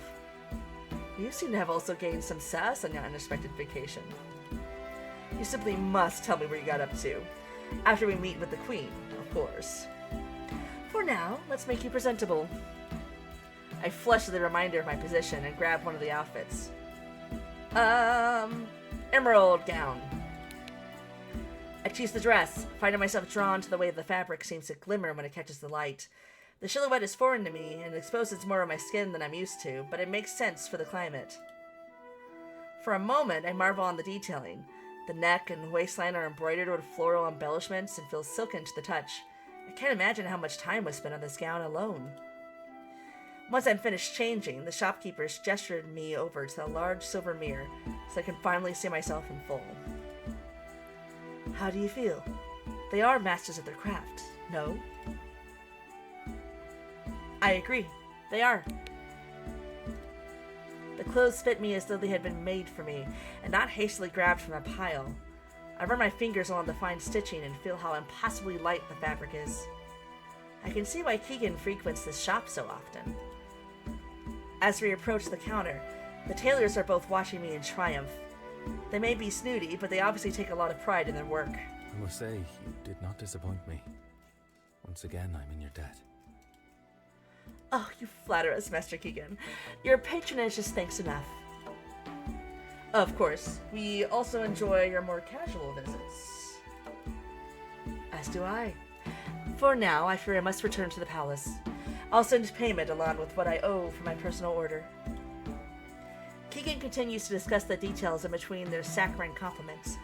By the time we leave, they have invited him for tea no less than 3 times. Meanwhile, I still can't stop thinking about what it means that I accepted these clothes. Keegan says I won't have to pay, but the fairies, whatever kind he fancies himself to be, don't just give things away for free. When we make it to the palace, for a moment I am struck by its opulence. Intricate canals and waterfalls decorate the grounds, and pink roses cover a significant portion of the land. We're greeted by a grandiose marble staircase and a large pink banner bearing the same swan and roses I saw back at Shay's outpost. The stone is carved into a mix of antiquity and long, sinuous lines that give the palace a beautifully and unique appearance. Moss and roses grow along the ground and walls, and cover the elaborate fountains in green and pink so that there's a trace of wildness about the place. The palace feels old, too, but not in a bad way. More timeless than anything. If I wasn't terrified for my life, I'd love it. It's the most grand building I've ever seen. Keegan seems unfazed by the grandeur as he casually greets the guards and guides us through the gates. then over a bridge. Watch your step, Mashara. Oh dear. Mohara. Mohara. Mohara. And the plural. Mohara. I can't do the throat thing. Watch your step, Mohara. It's a long way down. I raise my eyebrow and glimpse over the side of the bridge. When I do, I have to force myself not to make any sudden movements. I'd expected to see a lake or something down below us, but all those waterfalls are just flowing into some great big pit. I can't even see the bottom of it. Instinctively, I walk closer to Keegan until we've put some bit of distance between us and the pit. As we enter the palace itself, servants and nobles line the halls as we pass through, whispering behind their hands and staring at us. At me. The servants are watching with concern, their eyes flicking between me and my escort Keegan. The nobles, on the other hand. Oh my, I think we're in for a show today. Didn't they run off to join the Unseelie? Vaguely seem like they're anticipating my demise. I squint as I note the word Unseelie. I've heard it before, I think. Shay mentioned something about it, didn't they? Despite the columned halls being open to the air, it feels claustrophobic as I realize I'm the center of attention. This is like some kind of nightmare. As we make the long journey down the hall, I can't help but think whatever the Queen has in store can't be worse than this.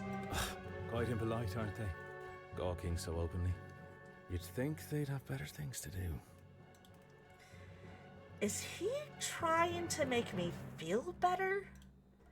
I give him an anxious smile in return. Keegan blocks me from the crowd as he leans over to hold the door to the throne room. His expression never changes, but his voice drops so only I hear him. Are you ready to go in? Yeah, ready as I'll ever be. No use in putting it off anymore.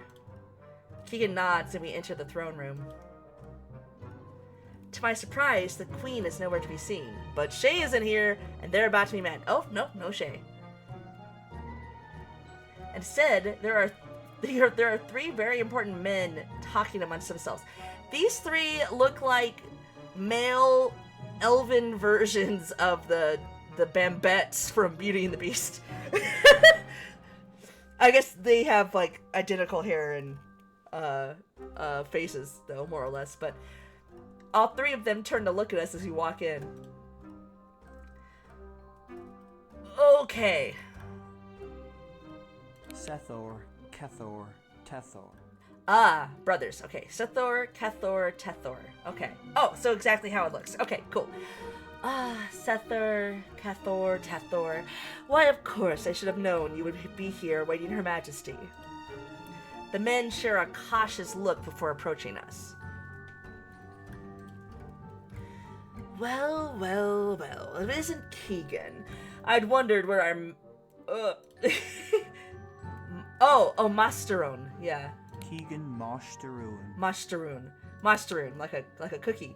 Masteroon. I'd wonder where our Masteroon had slithered off to. The red-headed man chuckles at some joke only he understood. The other two men are praising me, both looking at me as though I were something foul. Wonderful. I get all gussied up and the fops still turn their noses up at me. Isn't Daona supposed to be one of them? Or do all wealthy folk just have a second sense for spotting the poor? I mean, apparently people thought I deserted them to go to the enemy line, so, I mean, here's hoping they aren't too close to the Queen. They're probably not. I see you're returning the fledgling druid. Her Majesty will be most grateful, I'm sure. Oh yes, she does love her pets, doesn't she? Seathor's eyes remain on Keegan, and I wonder if he was included in that statement. I only do as she asks of me. I'm sure Her Majesty will feel the same about you. And what are you implying by that, Master of Secrets? Her Majesty must be reliant on us all to watch out for her best interests. After all, rulers these days are dropping like flies. No? Are we subtly threatening the Queen? Is that a good idea? The courtiers share a furtive glance, but Keegan gives no indication if he saw it. See-Through's face rushes through several expressions before settling on indignation. However, we don't get a chance to hear his response. Oh, new chapter. Okay, I'm feeling my voice get a little, like my throat a little bit scratchy, so I'm going to be real...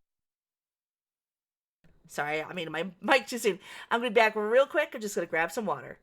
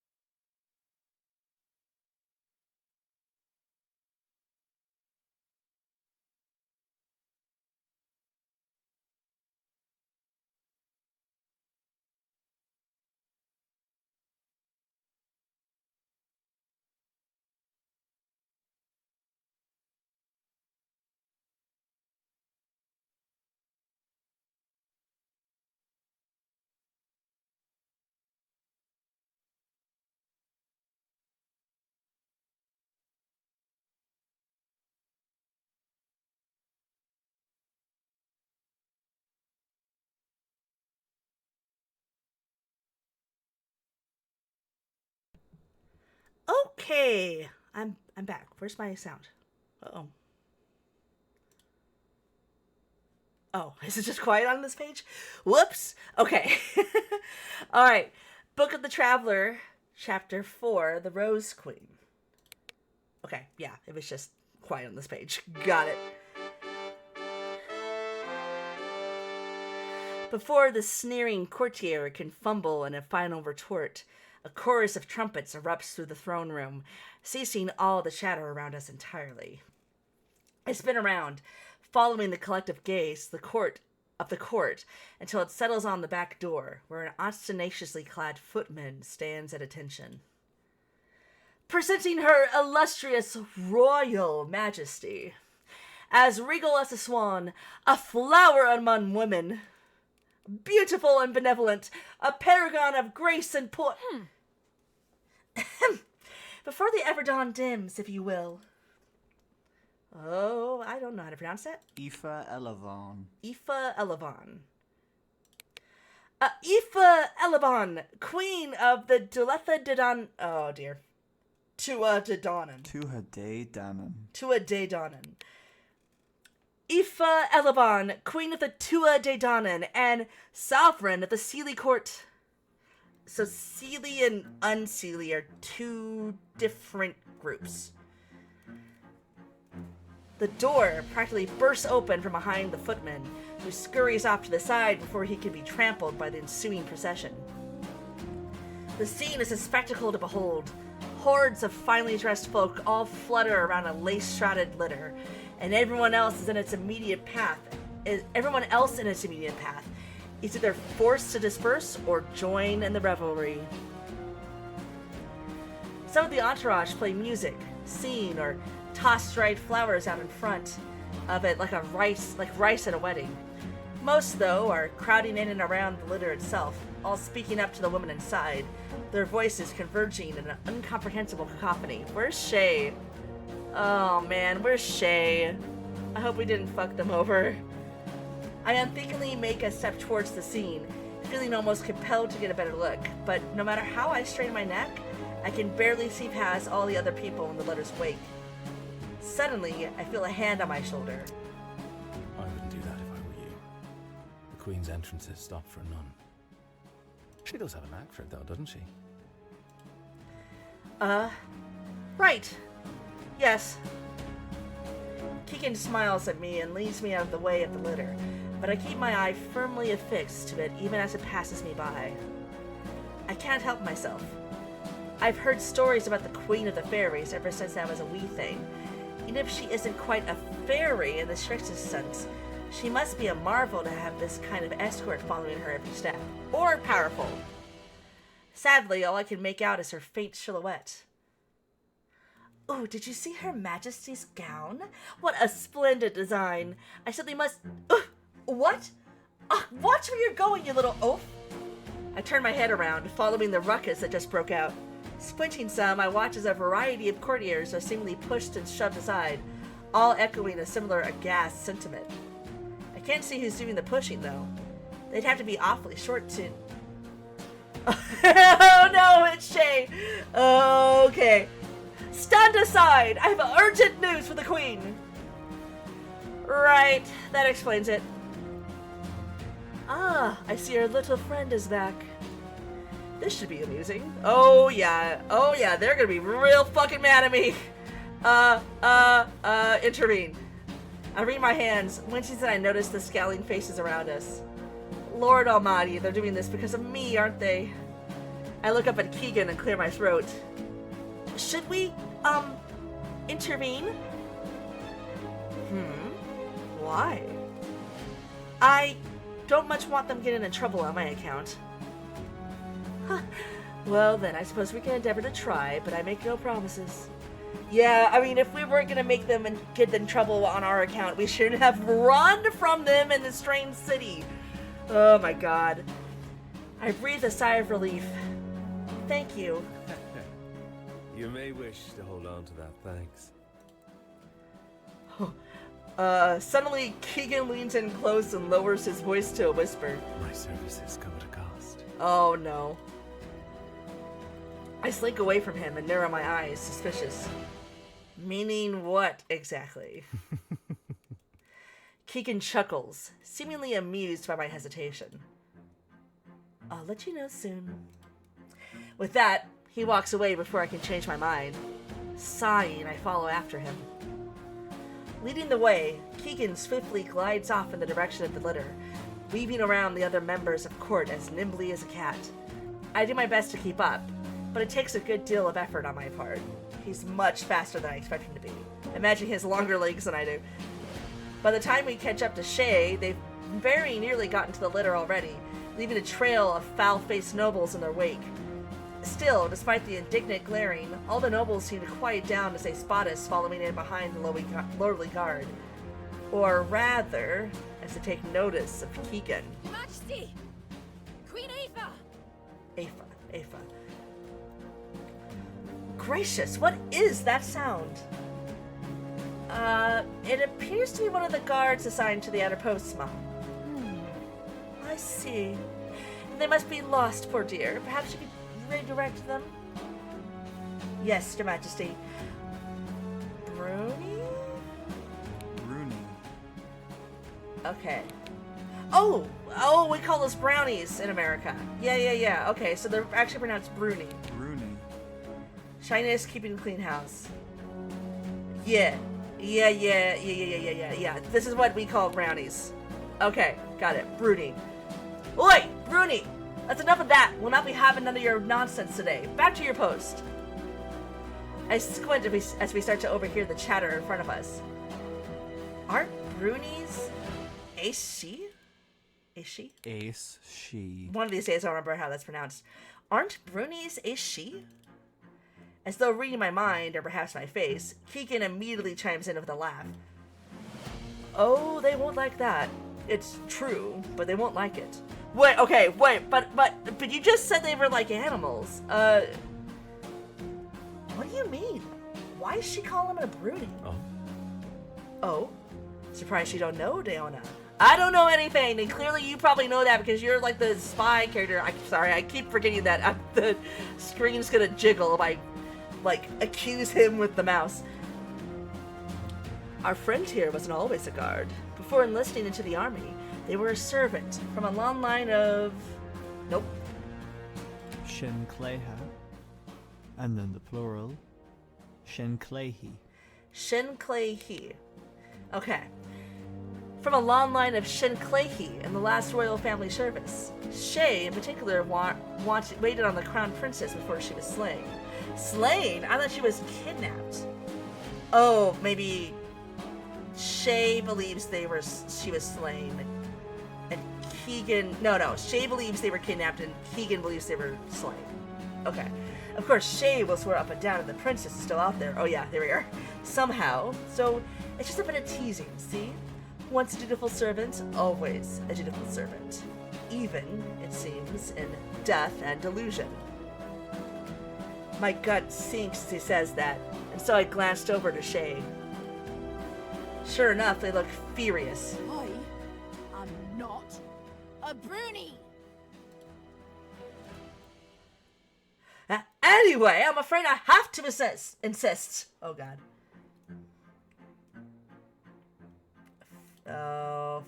Fairglass? Shay Fairglass. Fairglass. Fairglass, I'm warning you. No. That won't be necessary, friend.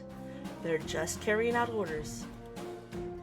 Both Shay and the other guard turn to face Keegan as he interjects himself into the conversation. The other guard stands up straighter as soon as he catches her eye, but Shay... What? Hey, You! There you are! I resist the urge to duck behind Keegan as Shay notices me, lest I further incur their wrath. Instead, I try to smile and give them a bashful wave. Keegan, for his part, ignores them entirely. As you can see, I sent Fairglass to alert the Queen that the court druid was in my custody. We wouldn't want to leave her waiting now, would we? The other guard looks me over with a mixture of shock and suspicion, but soon enough, she gives Keegan a stiff nod and turns back around again. Your Majesty, it's the human! Master Keegan has the human! Okay, so not a whole lot of humans around here, because I'm the human.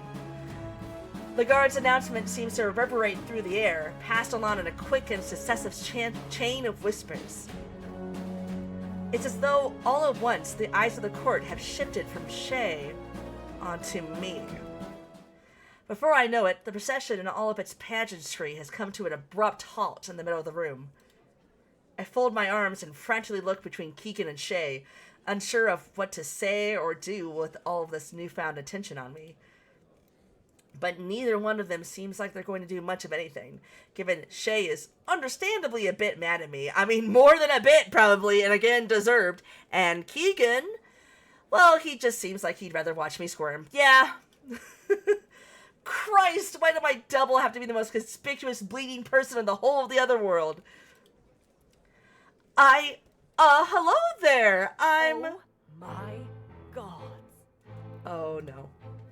I startle as an unseen voice cuts through the whispers of the court, and like clockwork, all the attention is pried off of me and onto the Queen. Dana! There you are, you little rascal. Where in Danu's name have you been, darling? Oh, she's cute. Oh, look at her freckles. Oh, I like her. She is pretty. Oh my goodness. Oh, goodness gracious. Oh, she's adorable. Oh my god. Oh my god, she's so lovely. Oh dear. Do you have any idea how devastated I was? It's true. Her Majesty very nearly canceled her plans to visit the Summer Palace. I have no time to react to any of this. At least, not appropriately. As she speaks, the Queen unceremoniously bursts from the litter of her own procession and proceeds to stride straight towards me. Every member of the court is forced to make way, and unlike with Shay, they do so with expedience. Likewise, once the Queen reaches me, I am rendered completely helpless as she scoops my face into her hands and squishes my cheeks. Ah! Oh, just look at you. So pale, so thin. Really, darling, what were you eating this whole time? Nuts? Berries off the forest floor? A single potato. Say no more. The thought of it is simply too much to bear. The Queen suddenly wrenches me free, and I find myself stumbling backwards, in part due to the surprising amount of force behind the act, but also mostly out of flustered embarrassment. I think my whole face must be as rosy as her hair. Maybe Keegan wasn't lying before about the Queen being distressed. Keegan, I ought to kiss you, but at the very least reward you for what you've done here today. Though I suppose I should hardly be surprised surprised that our master of secrets would be the one bringing our dear, sweet, darling Deona home. Oh, man! Don't take credit away from Shay! Part and parcel to the territory, no? As the queen says this, I notice Shay running up behind her, their mouth agape. Oh, no, Shay! Though, strangely, despite how urgently they tried to alert the queen of my presence, they do not interject against the queen's assertion. Because they're a guard, a lonely guard. Do you think that they're gonna, like apparently heat is a big deal. No, they can't do anything about it. Too true, my queen, though. Actually, it was Shay who found me. We ran into Keegan along the way.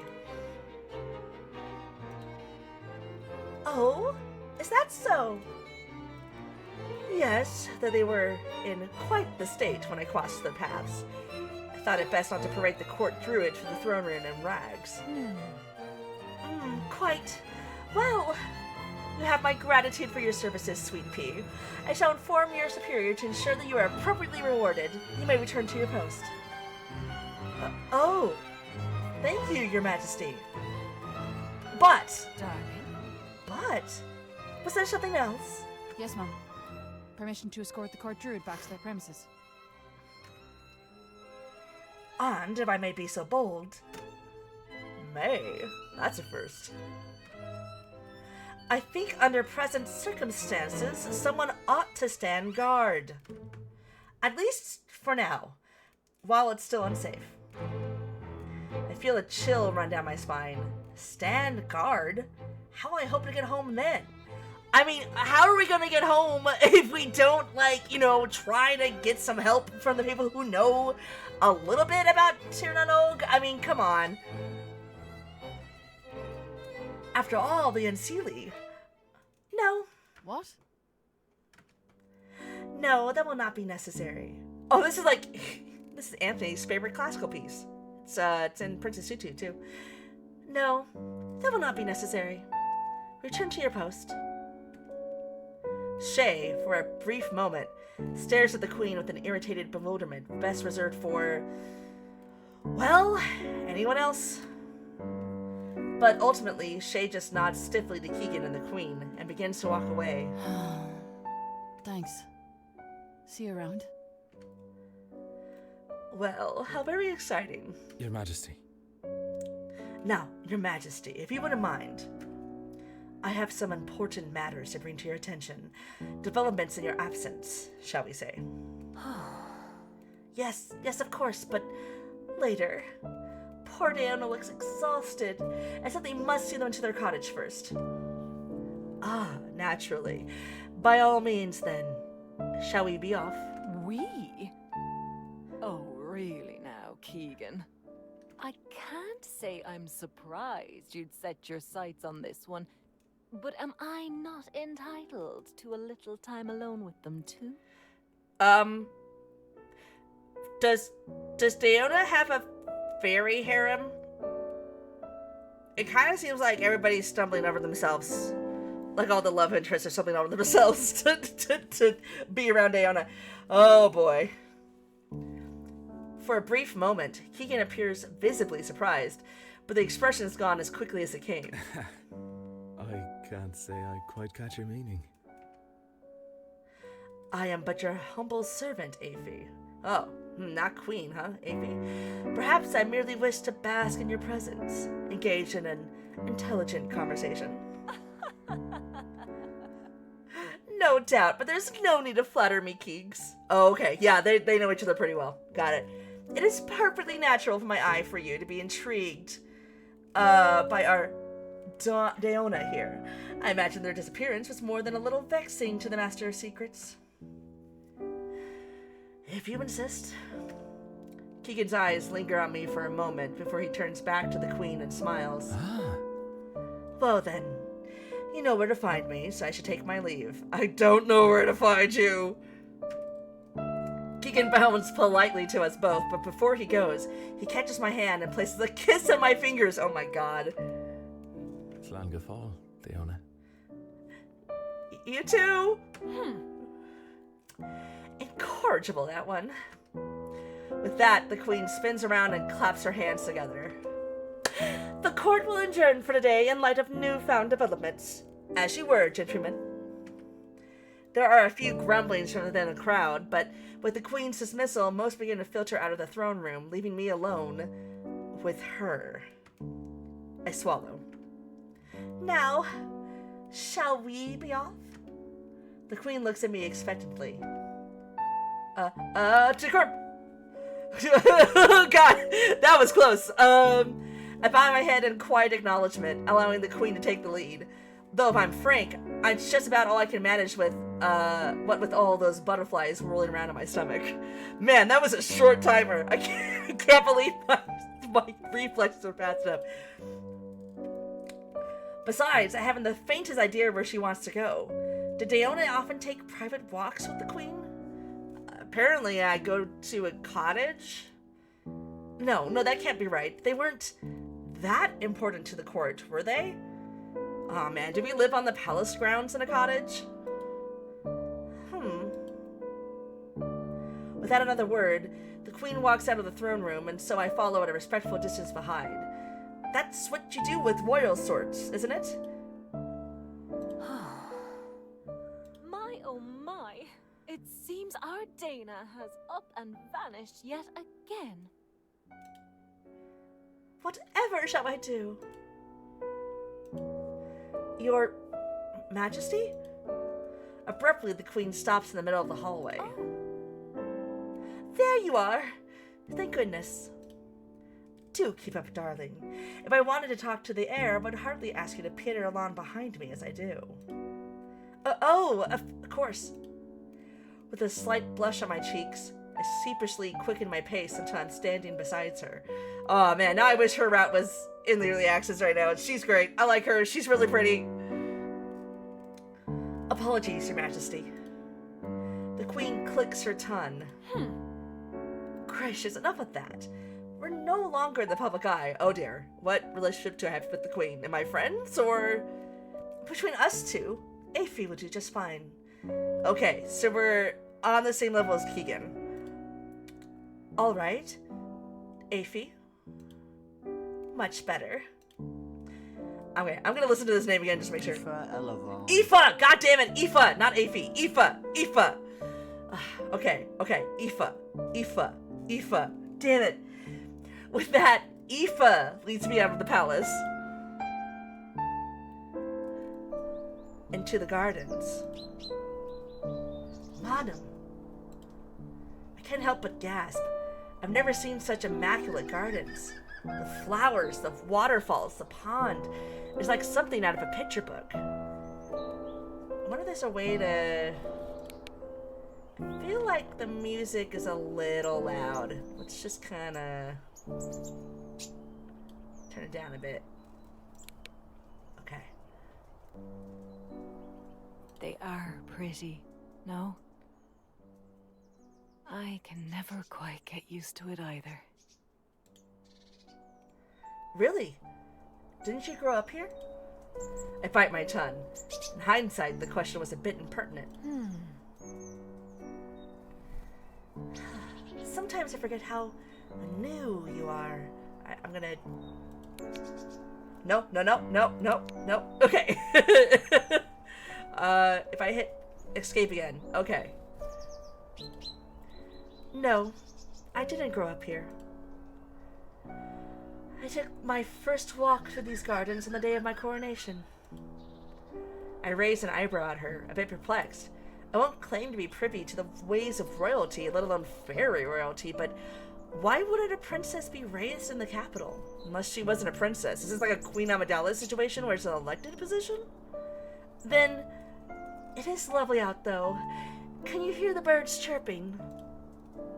Say, did she get selected by like a sword popping out of a out of a lake? I understand if you're too tired, but would you care to walk with me a little while longer? There's no need to rush you to your abode. I paused for a moment, thinking it over. Aoife. On one hand, the queen may very well just want to take a stroll with me, but on the other, I can't quite get a proper read on her. She's certainly opulent and a touch melodramatic, but there's something else there behind that aristocratic smile. Something unpredictable. Something I can't quite place. I don't know if I can trust it. And while I'm still play acting as Deona, it may be best to keep a low profile and avoid being alone with these people as much as possible. Then again, who am I to refuse the queen? Also, she's pretty. She's giving me a choice, but is it one? Really? Take a walk, she's pretty. I rub my chin for a moment, then sigh. Well, I suppose I wouldn't mind taking the long way around. Darling. Wonderful! With a smile. Aoife. Okay. Okay, that's 2 songs in a row associated with Aoife that are associated with Rue and Princess Tutu. That's interesting. I wonder if they just are both the right mood for her, or if somebody on the team is familiar with Princess Tutu and thought they would work. She doesn't act like Rue, so I don't know if it's an intentional reference or not. But, it's really funny. With a smile, Aoife proceeds to pull me down a winding garden path lined with great big bushes of flowers and wispy willow trees. A gentle wind stirs up all the smells into the air, and as we pass the pond, I feel a cool mist against my skin. I feel remiss only calling it beautiful, but I'm no poet. Beautiful will have to suffice. Though, if I'm honest, I can't help but feel like there's something unnatural about it, too. All the flowers seem so fresh, as though they all just bloomed today and would stay that way forever. Because we're in the spring kingdom, that's why. It's nothing like the flowers in Ireland. Such fragile and perfect things, and so quickly gone. What are you thinking? I jump a little, jostled out of my thoughts by Aoife's question. I will keep repeating it until it actually sticks in my head. Such a cute name, too, Aoife. As I go to meet her eye, I'm surprised by the way she's looking at me. It's almost sad? Pitying, maybe? Thinking? Your expression seems very solemn. Feeling homesick? I swallow, feeling a little color leave my cheeks. Deona. The Druids are not the only ones familiar with Driocht. The Druids are not the only ones familiar with Driocht, you know. I squint, a little confused. I'm not sure I understand.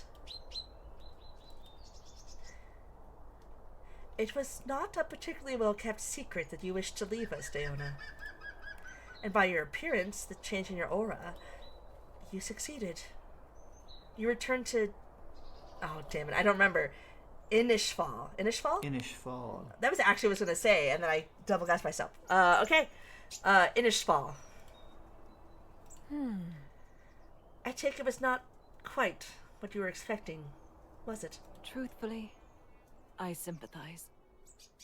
You were not Tuatha Danann. This was not supposed to be your home. And sometimes, longing for that which never was can be just as painful as longing for something lost. But I digress. Darling? I trust now that you've undergone this pilgrimage, you are here to stay. Yes? Oh, no.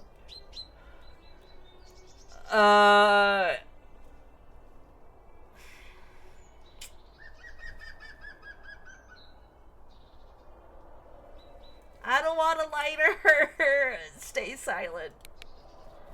I know I can't tell her the truth. Not now. Not this deep into my accidental deception. It would be too dangerous. The fair folk are an unpredictable sort, after all. But I can't bring myself to lie, either, and find myself avoiding her eye. Well, even so, I must admit there is something on my mind.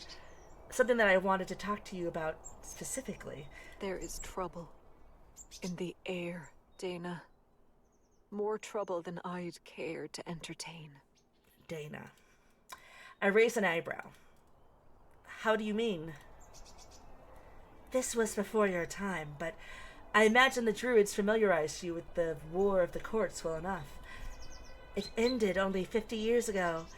Half a lifetime to a human, I suppose, but not to us. Frankly, by the way some talk of it, the war never really ended. It only paused. In any case, I don't expect you've yet heard the news, have you? I find myself fidgeting anxiously, even though I have no possible idea what she's on about. Guess not. Just as well. Aoife pauses. You can probably hear the panic right head when I couldn't remember. Aoife pauses for a long moment. Her gaze drifts out over the pond, pensively watching as a bevy of swans bathe themselves underneath the waterfall. Lugad, the traitor, is dead. Traitor King. Ordinarily, this would be cause for celebration. He was a miserable tyrant well past his due. If the gods had any sense in them, his soul would be left to wither and rot. But after the war ended,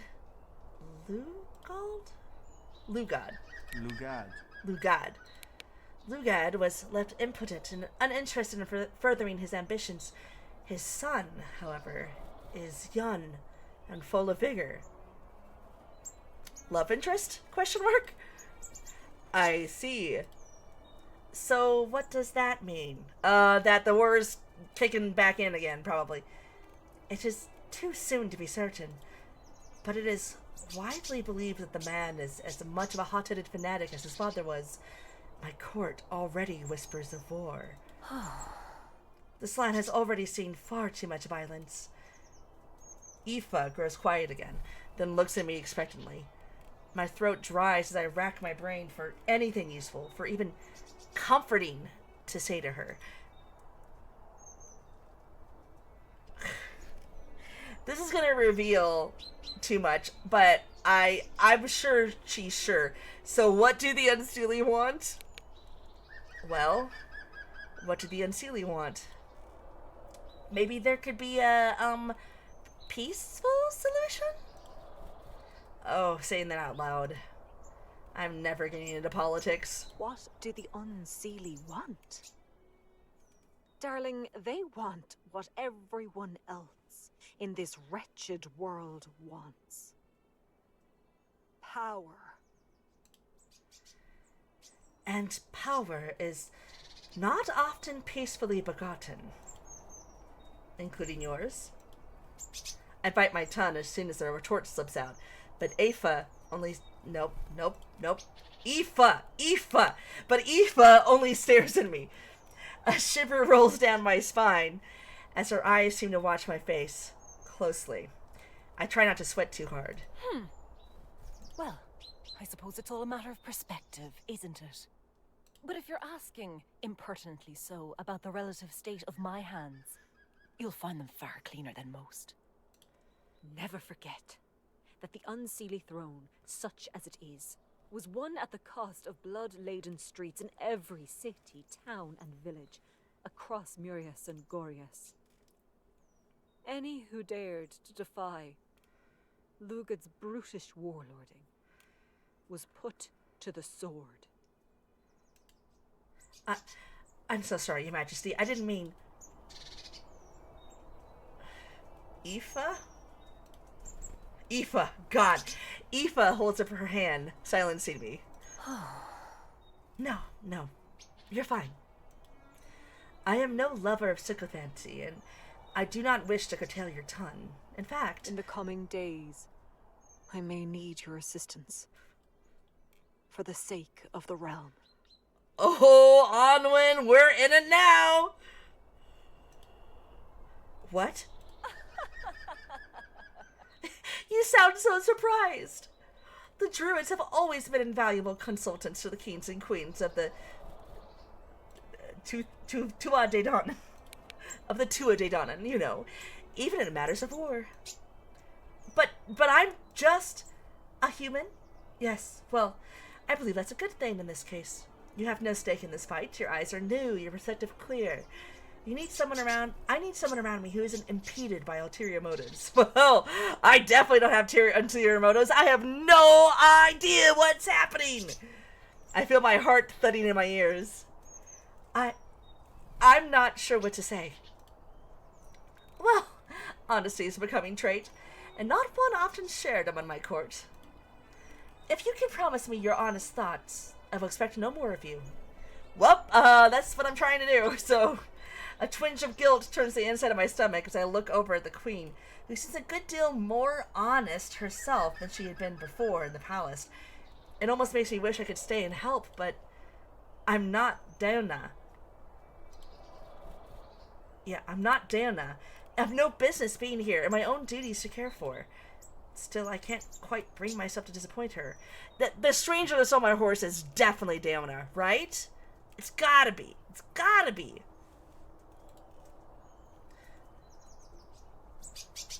I don't remember again. Aoife. I'll do my best, Aoife. Nope, it's not Aoife. Aoife. Elavon. Aoife. Oh my god. I can't believe I looked at the pronunciation guide and I still did it wrong. Aoife. I'll do my best, Miss Aoife. Oh, really, you are too cute. Just Aoife, darling. All those misses and ma'ams make me feel old. I'm only 299, you know. It takes a considerable amount of effort not to let my mouth fall open. Well, I think I've held your ear long enough for now. Though I dare say this is rather enjoyable. We ought to do it again, no? That would be nice, ma'am. Oh, She just... cheek, I hear. She just told me not to call her ma'am. I'll be sure to remember that. And I'll have you know, I can be quite mean when I want to be. Oh, Aoife, you could be mean to me. That's fine. Mean? Quite. Oh my god. Yep, sure am by. Oh my god. Okay. I'm not certain what she means by that, but I have a feeling that pressing the point would put me in a precarious spot, so I don't. Well, another time. For now, let's get you home. Okay. Unfortunately, that's right at the 2-hour mark. So, man, this is starting to get interesting, but I think we're gonna have to... Let's see, how do I get back to the menu? I think we're gonna have to pause for now, take a break. Yes. Okay. So... King, Queen, Trickster, Master.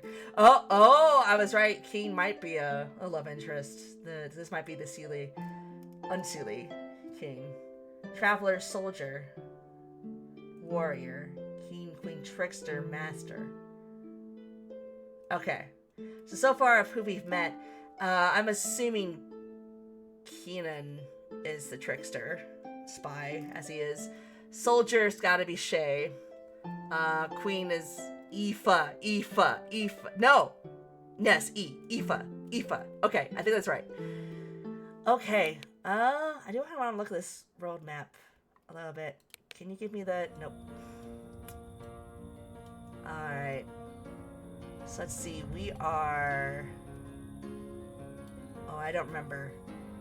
I think we're somewhere in spring. Summer, autumn... Oh, yeah. Looks like, I bet right here. Ooh, what? Ooh! Oh, my God.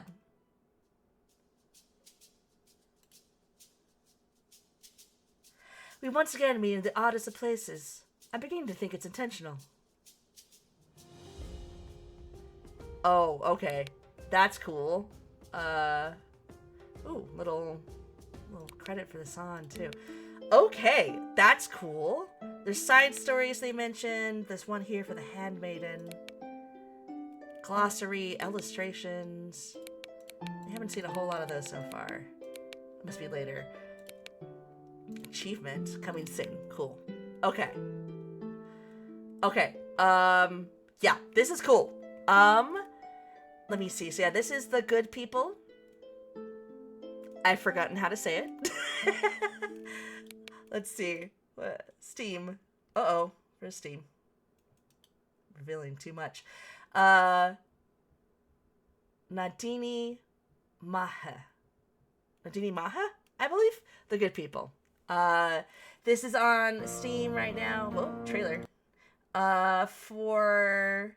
It is a little bit on sale. It's $12 right now, $15 normally. That sale is going to be ending my time tomorrow morning. So you got like, probably like 16 hours left to the sale here. I'm intrigued so far. I wish we had time to at least see everybody. I'm curious. Is this the Keen then? That might be the Keen. Oh, she really is short. This must be the warrior. Maybe you're the trickster. Interesting. Yeah, I am definitely interested right now. I'm intrigued. I wish we had more time to play this today. I feel a little bad that we had to cut it so short. But yeah, unfortunately, like, if we want to get 2 games in today, that's gonna be where we have to end for now. Oh, it looks like they do have a demo as well. So you'll have a chance to try out the demo for yourself. Maybe poke around and see if you can find some other stuff.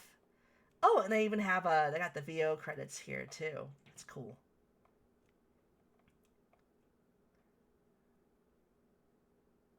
Key to the Unseelie Court.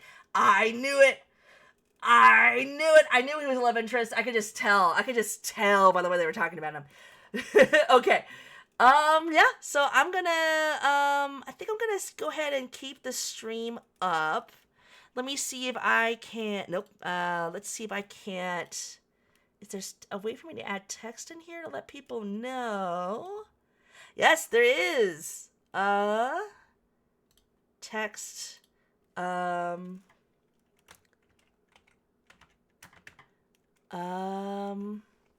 back.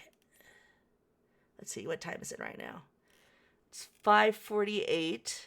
So back, let's say, do like a 20-minute break and I'll come back at 20? No, let's do yeah, let's aim for, let's do 6:15, 15.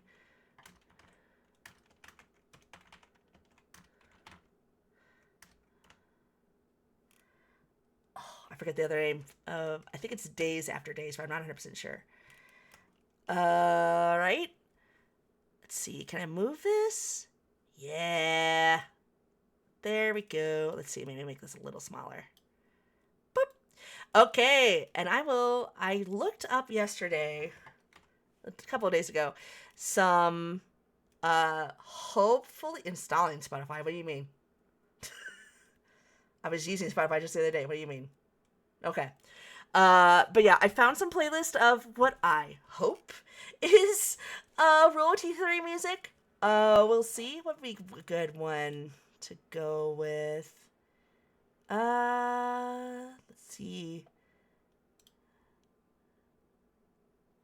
How does this one sound? Yeah, that seems kind of nice and vibey. Yeah, so I'll be back in about 25 minutes or thereabouts. I'm gonna feed my poor cat. It's been very patient about me not feeding him. Get some water, do all that good stuff. Get some stretches, try to walk around a little bit. Uh, Thanks for being with me. And then, let me actually, while I have my shame covered, Day After Day is the game. We'll be back with the Day After Day demo in about, yeah, 25 minutes. No, is that right? Yes, 25 minutes. All right. See y'all in a bit.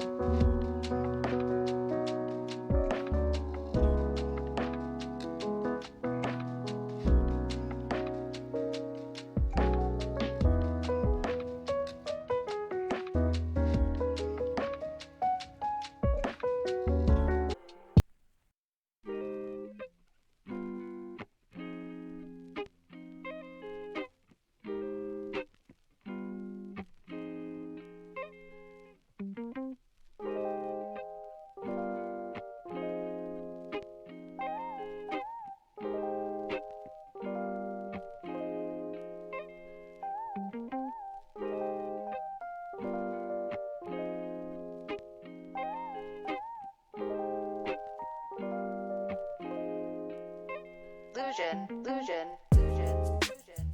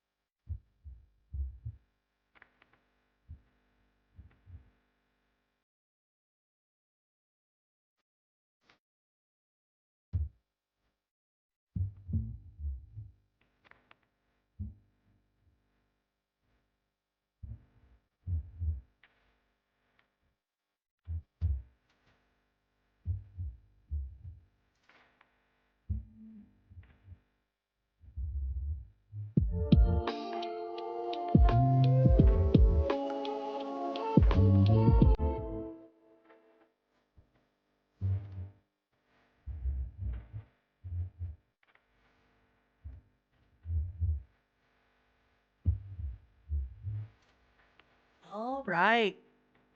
I'm back from the break. Let me get rid of this text here. Okay. Let's see. I have it on desktop still. Let me see if I can make game capture work. Properties.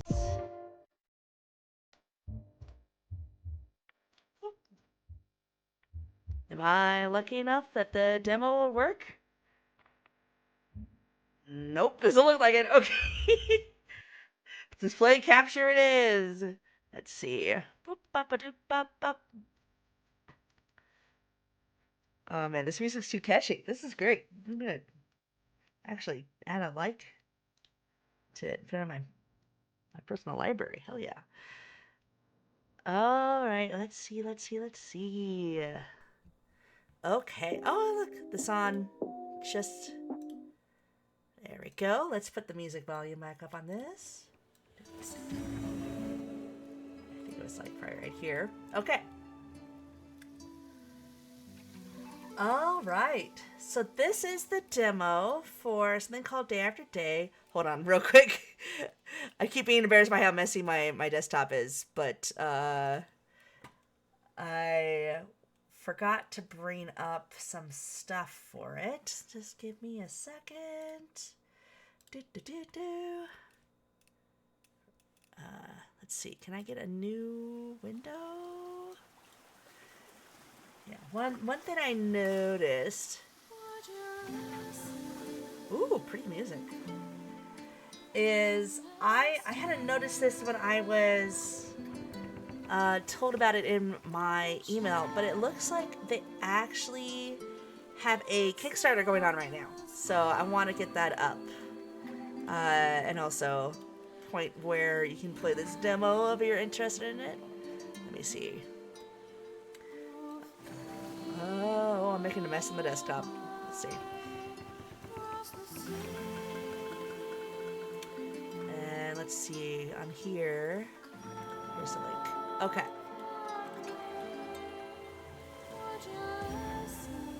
Let's see if I can remember how to do this. I did this the other day. Chrome capture. Apologies. I know this is real messy.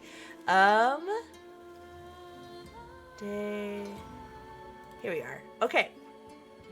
Yeah, so just, okay. I think I just saw how it looks kind of messy right now, but, sorry. But yeah, I just wanted to quickly point out that if you are interested in this demo while I'm playing this, I didn't get any kickbacks for this.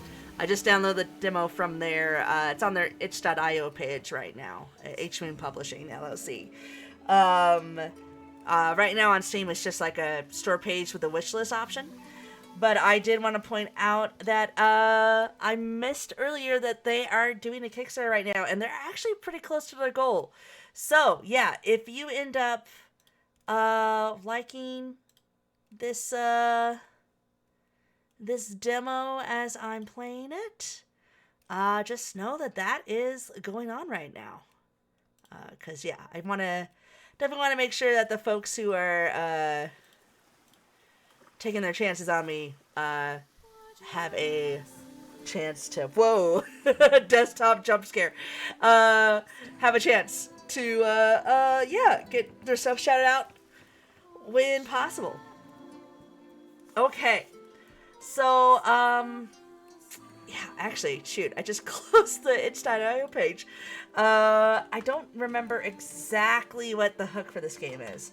I think it might be more modern day, but have like a more like a magic element. Let's see. Okay, it looks like we have a bit of amnesia going on here.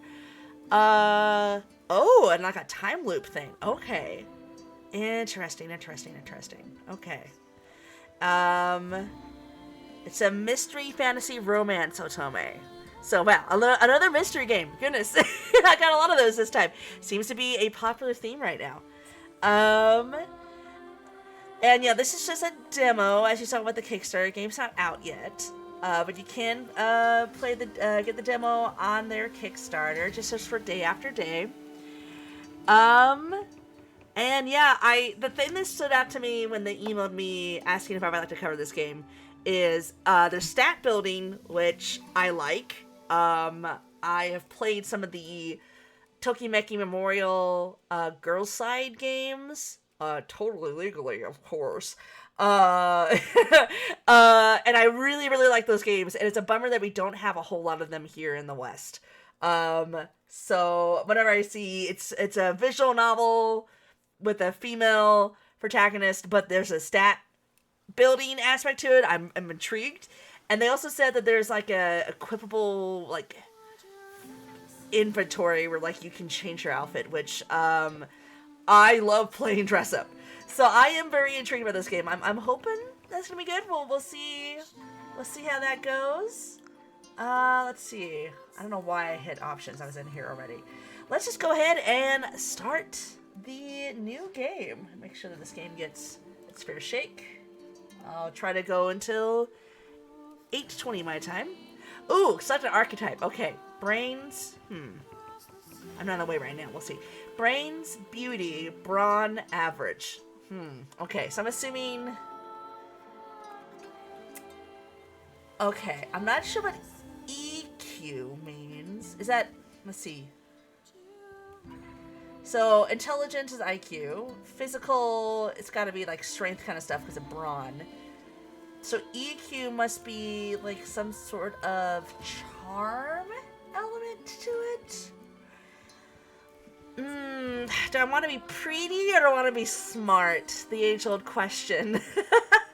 I could be average, but that sounds boring, right? That sounds boring. Let's go for being a nerd. Let's have brains. Okay, Day After Day.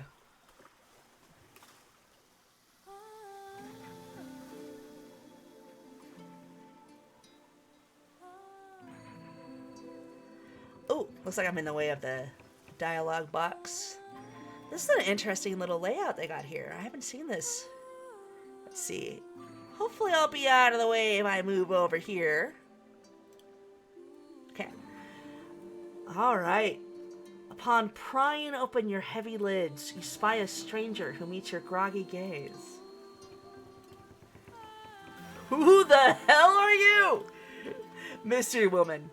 Proving that old saying about sailors and swearing right, I see. Am I a sailor? Mystery woman. I'm the woman who saved your life. I would have thought that it'd be enough to be remembered, but I suppose even I'm wrong now and again. Is anything from late last night coming back to you? Oh! Analyzed medium says, Is this inspired by Disco Elysium? Well, why didn't they lead with that in the email? Okay, interesting. So we have, well, they mentioned stat building, yeah. So we have a, some sort of role system in the background here. Interesting. This is really interesting. Okay, I'm excited. Okay. Thinking back, the sound of explosions and thundering rain echo in your ears. Then pain, sharp and agonizing, followed by the sensation of falling, drowning. More pain, only pain. It spreads quickly into every inch of your consciousness until you can think of nothing else. As you return to the present, the pain follows. Everything hurts, on a level somewhere between the third time you were stabbed and the time you were stabbed thrice. Okay, shoot. I don't know why I started coughing. Stabilize. Success. No, wait, not everything. The pain is in two areas. The first being a sharp, excruciating ache in your left shoulder. As the fingers from your right hand brush against it, even your own gentle, probing touch is enough to send air hissing between your teeth. There's shrapnel embedded into your skin. The wound is wet and oozing with what you hope is blood alone. Your head is killing you, aching unlike anything you've ever known. The nights spent closing down taverns with a mug of ale in your hand don't even come close. Your eyes screw shut, and your expression contorts as the pain consumes you. overtaking your body and brain. Even facing the full force of the sunlight seems too difficult a task. The strong scent of salt tickles your nose. Logic success. Along with seaweed and iodine, the unmistakable combination of the ocean's odor. Some of the tension in your body lessens as you breathe in deeply. You feel more at home with this fragrance than any kind of greenery, certainly more than anything man-made. With worn wood against your back and the soft swaying of the vessel against the water's waves, you attempt to steel your mind against the agony. Perhaps you could return to your previous state of unconsciousness, one that was so blissful in comparison to this. Analyze success until it hits you. You shouldn't be snoozing on a hard deck, but rather on a bed in the cozy quarters of your ship. So I am a sailor. Okay. Though there should be some motion while on board, the movement that you're feeling now suggests a smaller watercraft. This is in your room. It's not even the deck of your boat. Reenact my boat or... Nah. She saved our lives, apparently. Let's be kind. What happened to my ship? Mystery woman. Beats me. By the time I showed up, there was only wreckage. Well, and the floating body on top of it. Floating body? Wreckage? There was a lot of splintered wood floating around. Seems likely an entire ship went down. Your ship. Your home. The one containing your valuables, your documents, your clothing. All gone? Archive. Success. It took you a very long time to save up the money to buy that ship. And it allowed you to take odd jobs and travel across all of the islands. Oh, islands. Is this kind of like a Wind Waker situation? Without some act of providence to help, it could be a very long time before you leave Vedina. I'm gonna guess that's right. The last thing you want is to be stuck here longer than you need to be. Considering that you can't remember if or why you had set sail to this place to begin with, there's some chance you don't need to be here at all. You need to find a way off this island. Quest unlocked. Find passage off of Vedina Island.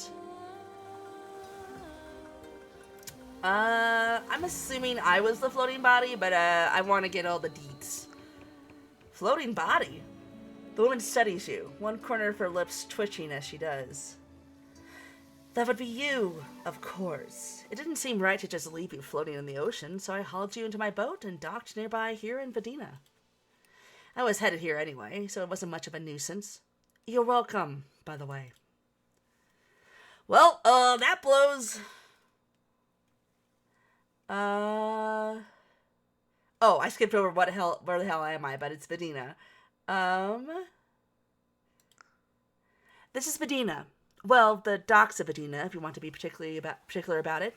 That ring any bells for you? Archive success! Vedina, one of the many islands scattered across this world, known for its unique meritocratic... Is that how it's pronounced? Meritocratic. Close enough. Government structure. The nobles that run this island invest heavily in its craftsmen and tradesmen. They're both entrepreneurs and royalty. The entirety of the wealth and power being concentrated in the hands of so few gives you pause. However, you have no recollection of there ever being a single scandalous tale about the nobles here. That means they're suppressing it. I'm just saying. Perhaps this is one instance of your suspicious nature being overzealous. Then again, it wouldn't hurt to ask some of the townspeople what they make of their supposedly beloved nobles. Alright, let's stand up and disembark. 12 success! The texture on the artwork is interesting. Like it's a modern looking style, but the texture makes it look kind of nostalgic. Like a point and click game from like the late 90s that I would play on like a library computer. I don't know why that's peening that in me. Stunt success. A groan escapes your lips as you struggle onto your feet and off the shaky sailboat. Though you gain your bearings once your legs are on steady land, losing the sway of the sea costs you a sense of comfort. You're stuck on this island now, without any means of getting off this island, and without any reason to be here. Now on solid ground, you take sense of yourself and your surroundings. Well, I've seen better days. This is you. You're in rough shape, but it's nothing you can't handle. You grasp for an understanding of what to call yourself. Alright, I'm not sure if this is a good place for me either. Let me see. Maybe right down here, because this is just decorations. I'm not in the way of any buttons. Bop, boppity bop, sheep bop, doody bop. Okay.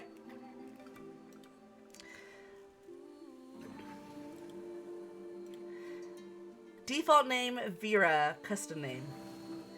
So I got the impression from people's comments on the itch.io page that she has a pretty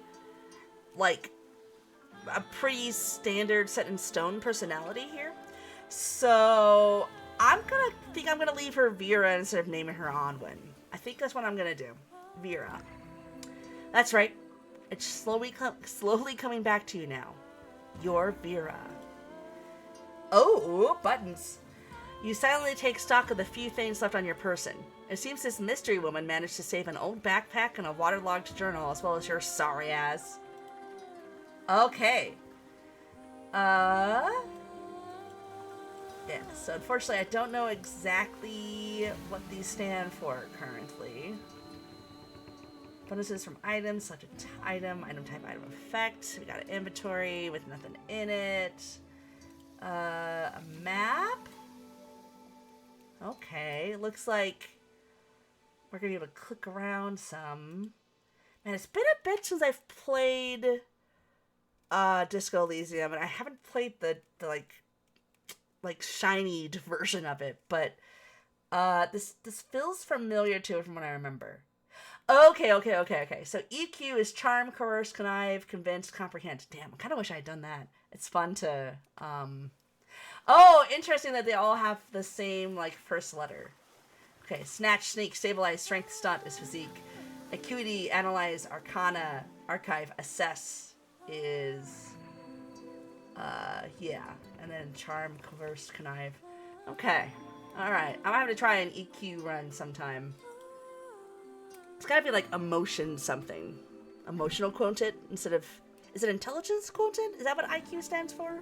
That sounds right. Journal. Oh wait, that's what I just clicked. And this is the menu. Got it. Okay.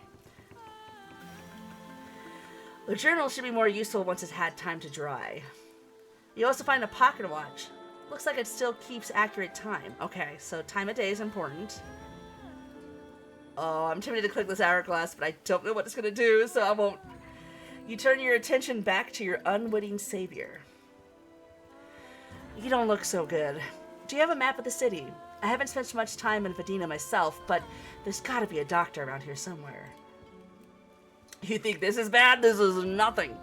I'm fine, mind your own business. I don't. Do you know where to find one? Let's be nice. I see no reason to be rude at this moment. I don't. Do you know where to find one? I know the next best thing. Someone who does. There's a cafe not far from here, and the server there knows practically everyone in town. She should be able to help. Thanks. I'll make note of that. Location unlocked, cafe. Quest unlocked. Somebody help me. Well, with you back on your own 2 feet, I suppose this is where we part ways. Can I have a name? Wait, before I go, what's your name? They call me Cian, and by they, I mean me. I didn't catch your name back when I was saving you from drowning and bleeding out. Who are you? Tell her your name. Like, I just asked for her name. Come on. It's Vera. I'll keep that in mind.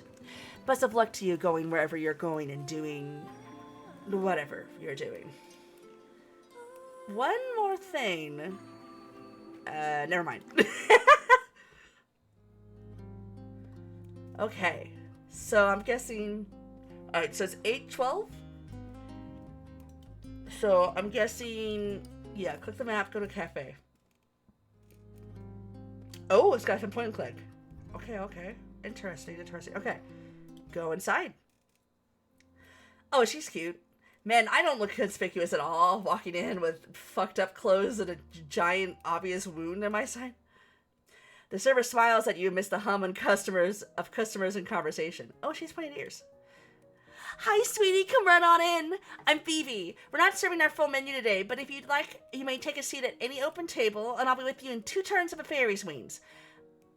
You're not gonna make any comment on my current appearance at all.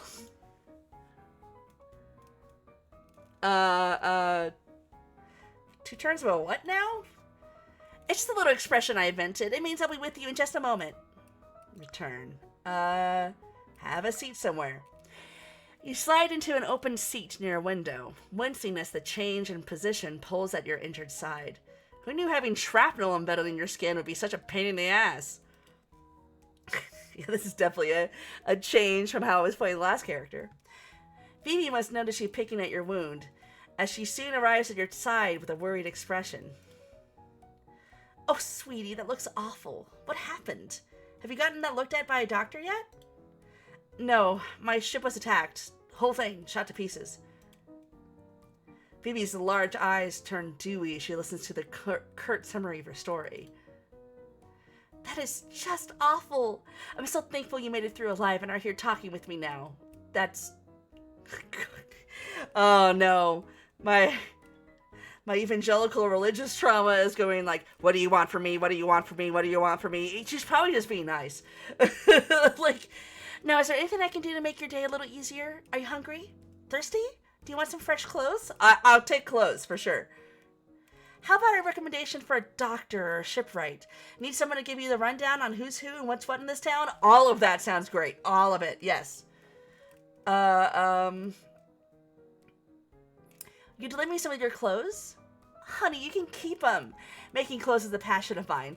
Oh, look at the cute little gap in her teeth. Aw. Making clothes is a passion of mine. I'd be thrilled to help you out and have someone model my designs. Oh, hell yeah. Well, I will take cute clothes. To be honest with you, I've been a little shy about designing clothes for other people, and I've mostly just made things for myself. The sizing will be a little off, but the outfit is yours if you want it. I'll take it. New clothing unlocked. Hell yes. Consider it yours. Change into them whenever you're comfortable. The clothes are a bit frillier than you expected. Not really your style, but there's no rips in sight. Not really Vera's style. It's my style when I feel like dressing up, which is not most of the time. But when I do, I like being frilly. At the very least, you won't constantly be at risk of a wardrobe malfunction. Yeah, this wasn't looking very, Thanks, I guess. Maybe something in black next time? Ooh, I haven't worked much with dark colors. I'll have to make time to buy some fabric at the market. Aw, no, no black. Pastel. I want pastel clothes, but thank you. Your normal style is fine, I think, but no. It's got a cute little wrist cuff. You do that. Was there anything else you wanted to ask me? Yes, could I get a menu? Not today, I'm afraid. The kitchen is closed while Chef Cameron prepares for the event we're helping to cater tonight.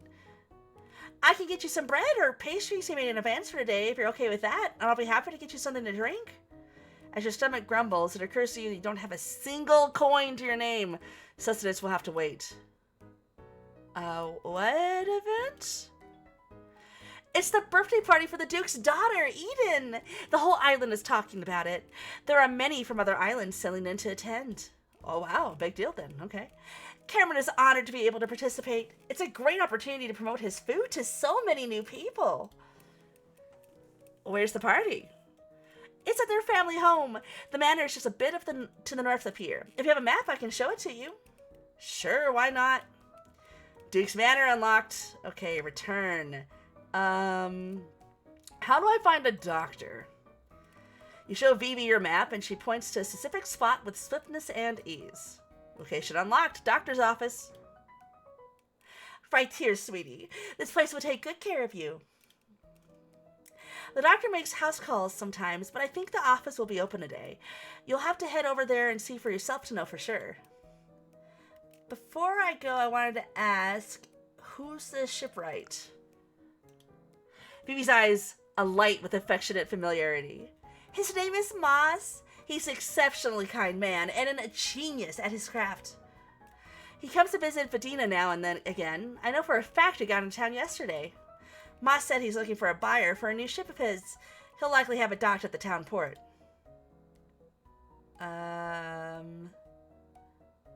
You think he'll help me?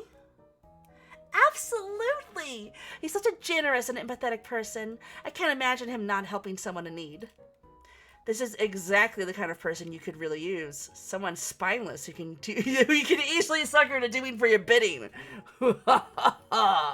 Yes. All right. One other thing. Let's talk about something else. Actually, I need to get going. She's cute. Okay. Map. Let's go to the doctor. I think that's definitely... Alright, so probably offices?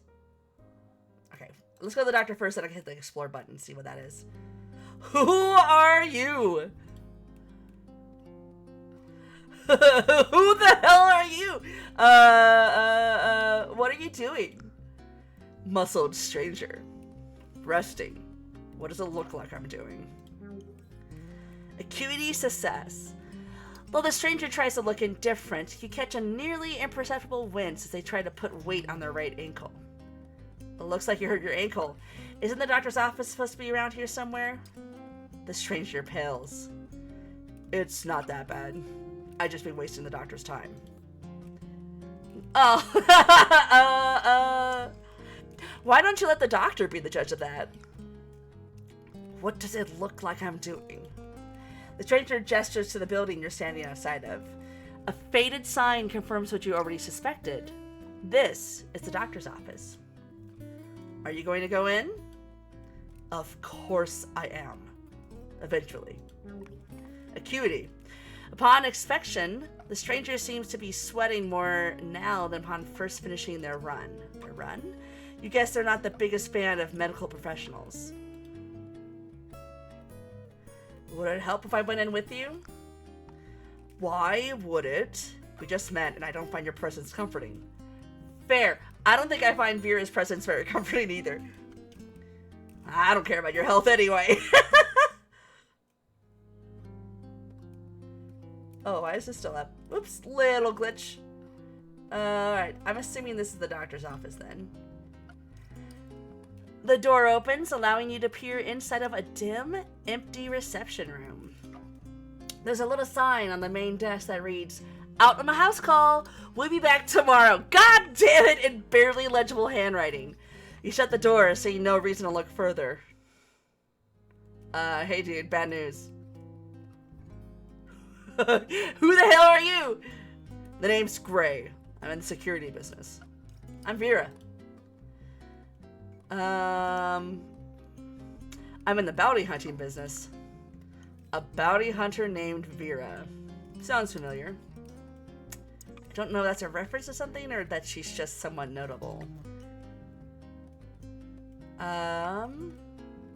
You've heard of me? I'm flattered. I've heard of a lot of people. It's kind of my job. Have a lot of people heard of you? I suppose so. I always seem to have a job lined up these days. I get that. I guess that's word of mouth working for me.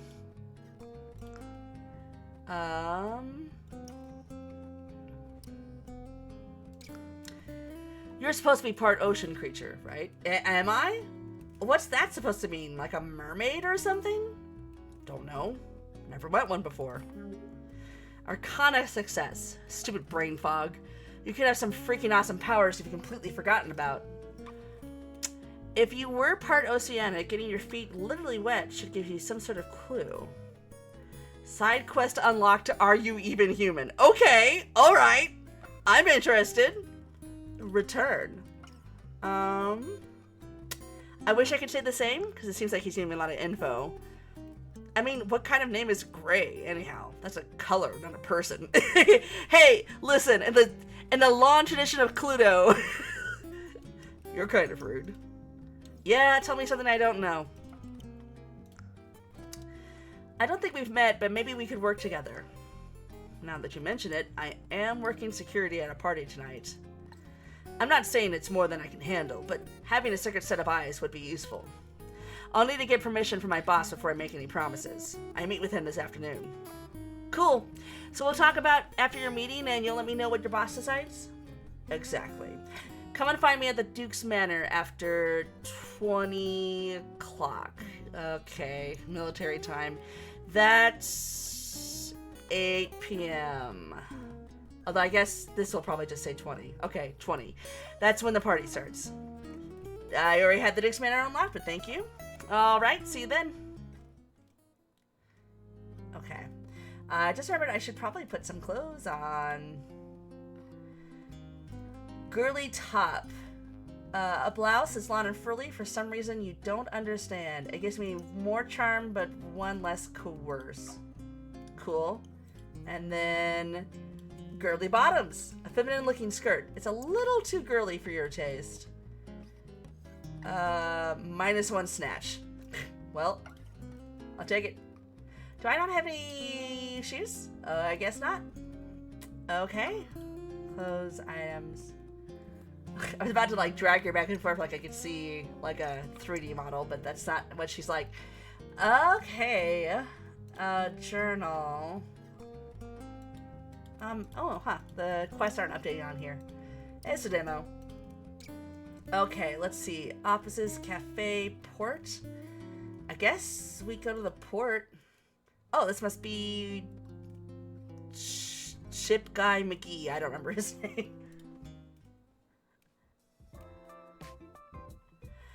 Hello! It's nice to meet you. I'm Vera. Cute shirt. The man regards you curiously. He appears to be unfamiliar with such civil conduct. I'm Moss. Nice to make your acquaintance as well, Vera. Moss, that's right. Was there something you wanted to discuss? Is that boat yours? Why, yes it is. Do you like it? I built it myself.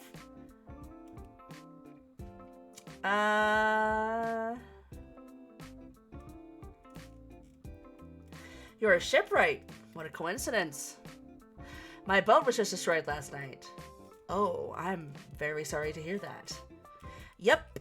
Lost pretty much everything I own. Stranded out to sea. Lost a lot of blood. Doctor's unavailable. Well, as hard as that sounds, I'm afraid my business is already in dire financial straits as it is. I'm only looking to sell or rent this ship.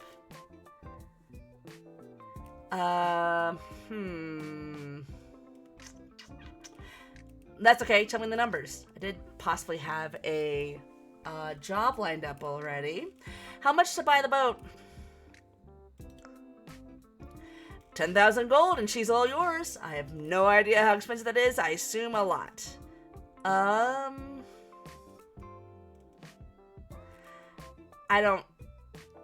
have no idea how expensive that is. I'm not going to tell him he's insane. I don't, that's a bit out of my price range. I'm gonna fail. Yeah, I knew it. Charm success? Huh. As you begin to bat your lashes, you instantly become aware that one of your eyelashes has warped and is now poking directly into your eye whenever you blink. Okay, so that success is a glitch. It's a failure. Got it. You wipe at your left eye fruitlessly as it begins to water from the irritation. There goes your attempted flirtation, spoiled by your long, thick lashes. Poor you. No. Sorry, are you okay? Your eye's a little red. Just forget it. Let's talk about something else. What happened to your business? There were some friends of mine who had fallen on a hard time, so I did my best to help them, but it wasn't enough, and they weren't able to pay me back. Oof. Damn, man, that's rough, buddy. I can't wait to see what rude thing Vera says. You know what? Let's make me be a little bit meaner. Sounds like you trusted the wrong people. No, I know they'll pay me back as soon as they can. It just might not be soon enough to save my business, unfortunately. I don't think they scammed him. Well, if you insist you have a hand on the situation, I'll leave you to it. Okay. 10,000 gold, eh? Okay. Let's use the map. I want to see, let's see. Yeah, it's not even close to 20-0. So let's 2000 hours. So let's explore, see what that does. With your wanderlust guiding you, you soon walk into a quiet street lining a canal. The many hidden nooks and alleyways allow for easy concealment while one people watches those passing through on their boats. Continue. Oh, looks like I might have a little bit of bounty hunting. Uh-oh. Oh, there's two Rivera. Uh-oh. Is that just on... It doesn't look like it's on stream. Oh, wait. That's right. It's behind a little bit. Let's see what happens on stream.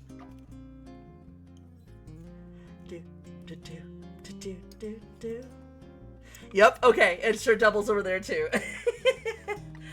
Okay. Bounty hunting. Oh, here we go.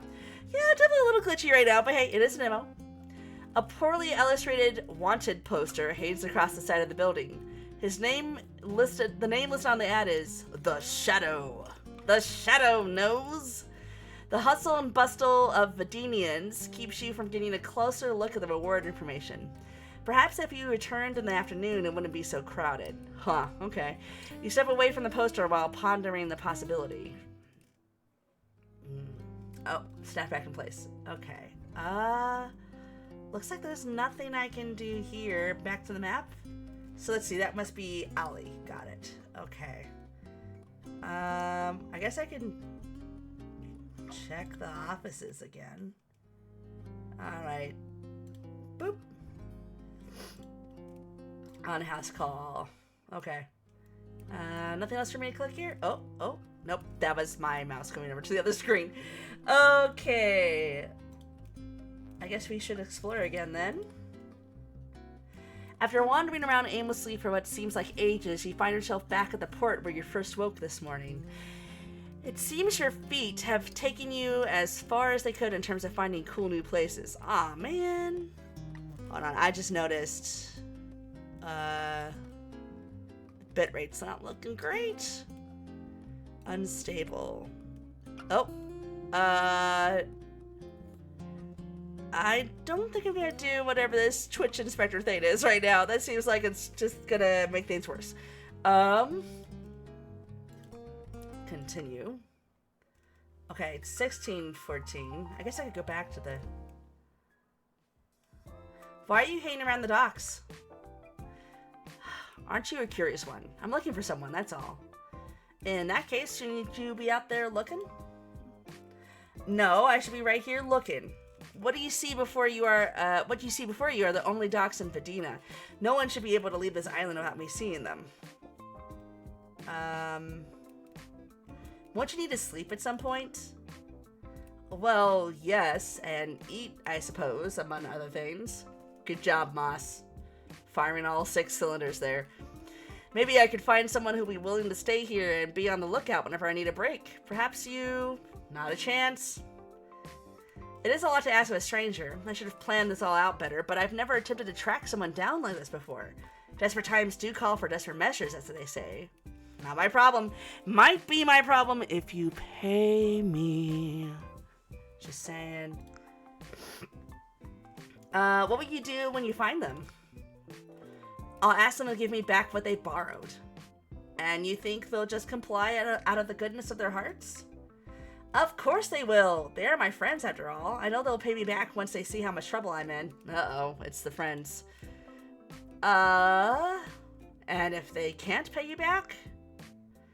Then selling this here boat would be the very last hope I have left. Let's cross our fingers it doesn't come down to that, though. I'd be left here in Vidina with no way to return home. Where's home for you? I'm from the Iron Islands. Analyze success. Also known as the City of Iron.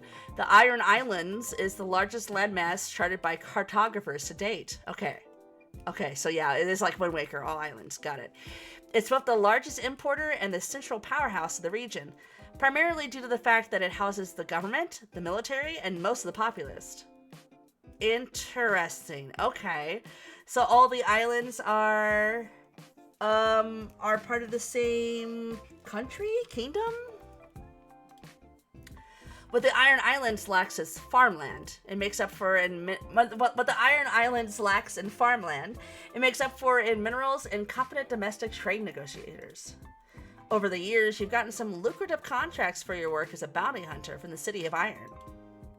While you don't have much of an interest in global affairs, you do know that the current political unrest provides you with more opportunities than usual. It's not too far of a journey from Fadina, and I'm very excited to make my return trip once you sail the ship, right? It's been hard being away from home. As much as I like building boats and enabling other people's ability to travel, I'm a bit of a homebody myself. You are in a weird job for that, then. How fascinating. Return. Couldn't you always build another boat? That's true, but a lot of the issue is that I'm in a bit of debt back home. Even if I could cobble together a little dinghy, there'd be quite the reckoning awaiting ashore. Honestly, I could be better off giving up altogether and starting anew here. But you know, it doesn't seem too bad so far. It's not the worst. I could take it off your hands. How much? I know how much. It's 10,000 gold. It's a good price, and you'll have the satisfaction of helping a small business that desperately needs your support. Alright,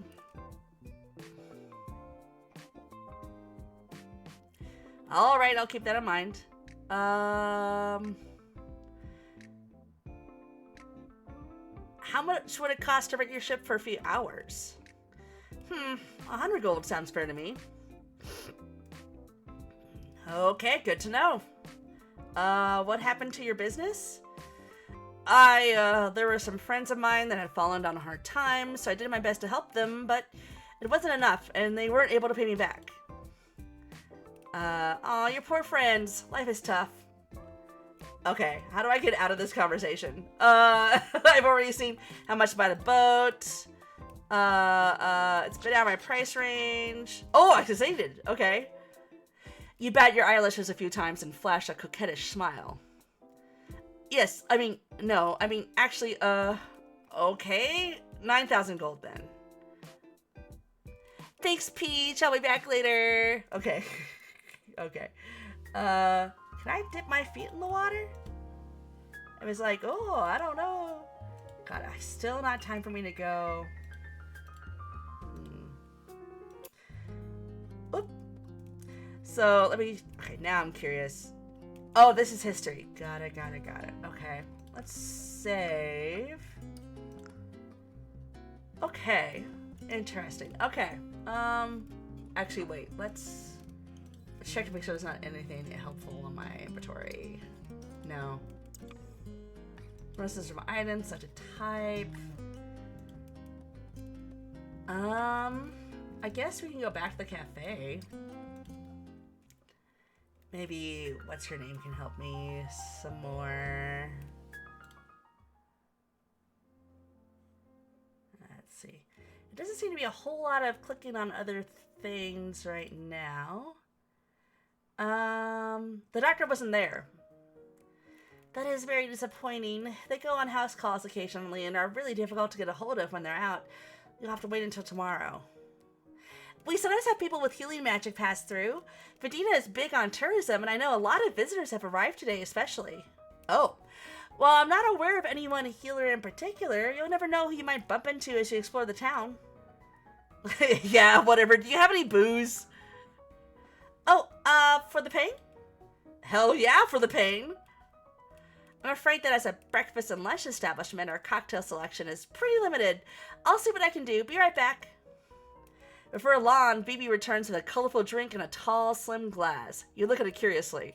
Man, drinking a cocktail on an empty stomach is such a good idea. This is so smart. This won't get me in trouble at all.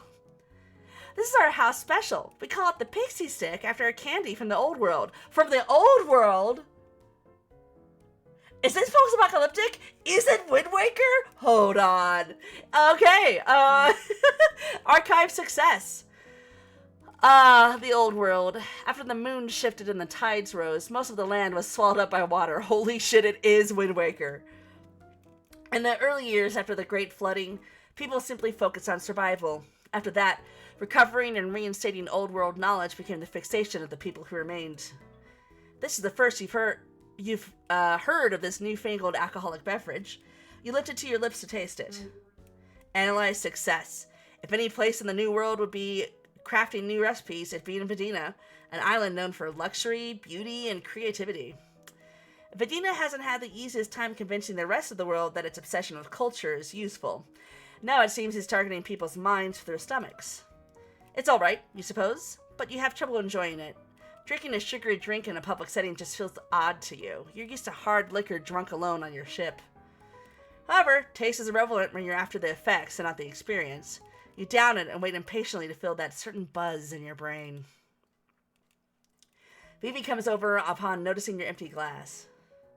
That was quick. How did you like it? What was in it? Champagne, juice, and of course, a dash of pixie dust. Like actual pixie? You can't tell if she's joking. You aren't sure whether or not you hope she is. Okay, then. Yeah, it was good. Actually, I need to get going. Okay, so I might be able to find a healer if I explore around. We got 2 hours left until the job. Explore. Oh. It's, shoot, I should have gone to the alley. Oh, well, too late. Let's go to the manor. A strange sense of foreboding comes over you. You get the feeling that if you continue forward, you'll see something you won't be able to unsee. What? At the same time, there's a part of you that urges to push on. Whatever may lie ahead, you cannot escape learning the answer. Are you ready to continue? Oh man, where's the save button when you need it? I want to continue. As you finish crossing a lawn bridge over glittering ocean water, a magnificent manor comes into your line of sight. No sooner do you lay your eyes on it, does your head begin to ache with immense pain, a migraine that matches the strength of the one that awoke you this very morning. You've never been here, but you've seen this place before. Your memory comes back to you in flashes. You see yourself examining blueprints of the manor, combing over every escape route. Uh-oh. Did I rob this place? You recall getting onto your ship with the gear especially chosen for this journey, as well as setting a course straight for Vedina. I was about to rob this place. There's no doubt about it. You meant to come here, to this exact spot. You try to pry into your head as to why, but doing so makes the pain grow intolerable, unbearable. You wouldn't wish it on your worst enemies, any of them. Yeah, I was taking the joint. You scream until your brain puts you out of your misery. Your eyes close, and the last thing you feel in your head is your head cracking against the stone pathway. Oh no. Okay. Time loop.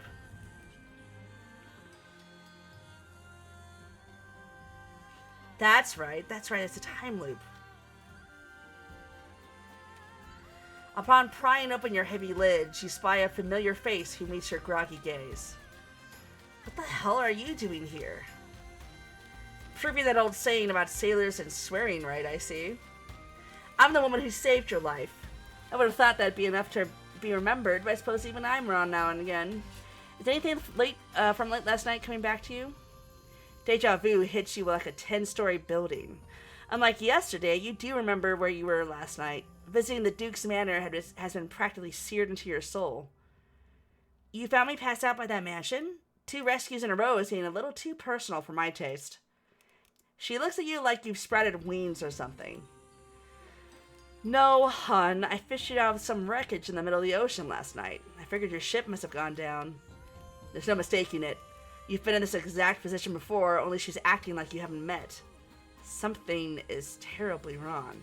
Well, it still says 2006. Huh. Note from the devs. Thank you for playing the first day of Day After Day. This includes our demo. Oh, it's a short one. Okay, whoops. You can start again to find all the characters and try new dialogue branches, but coming here to the manor will always end your run. This is the only ending for the demo. Got it.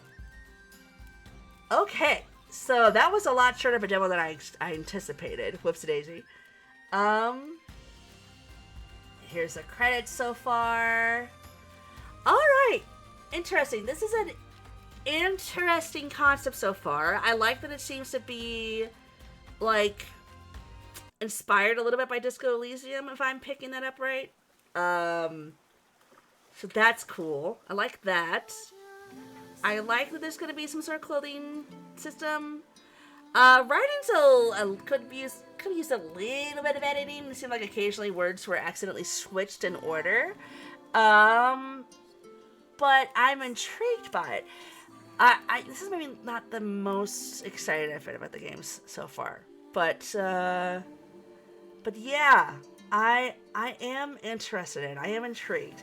Yeah, as it seems like the sort of thing you'd be into. Like I mentioned before, they have a Kickstarter going right now for I think the next week or two, and they're very close to their goal. And yeah, you can wishlist them on Steam as well. Let me see this up. Now you're looking at a messy desktop again.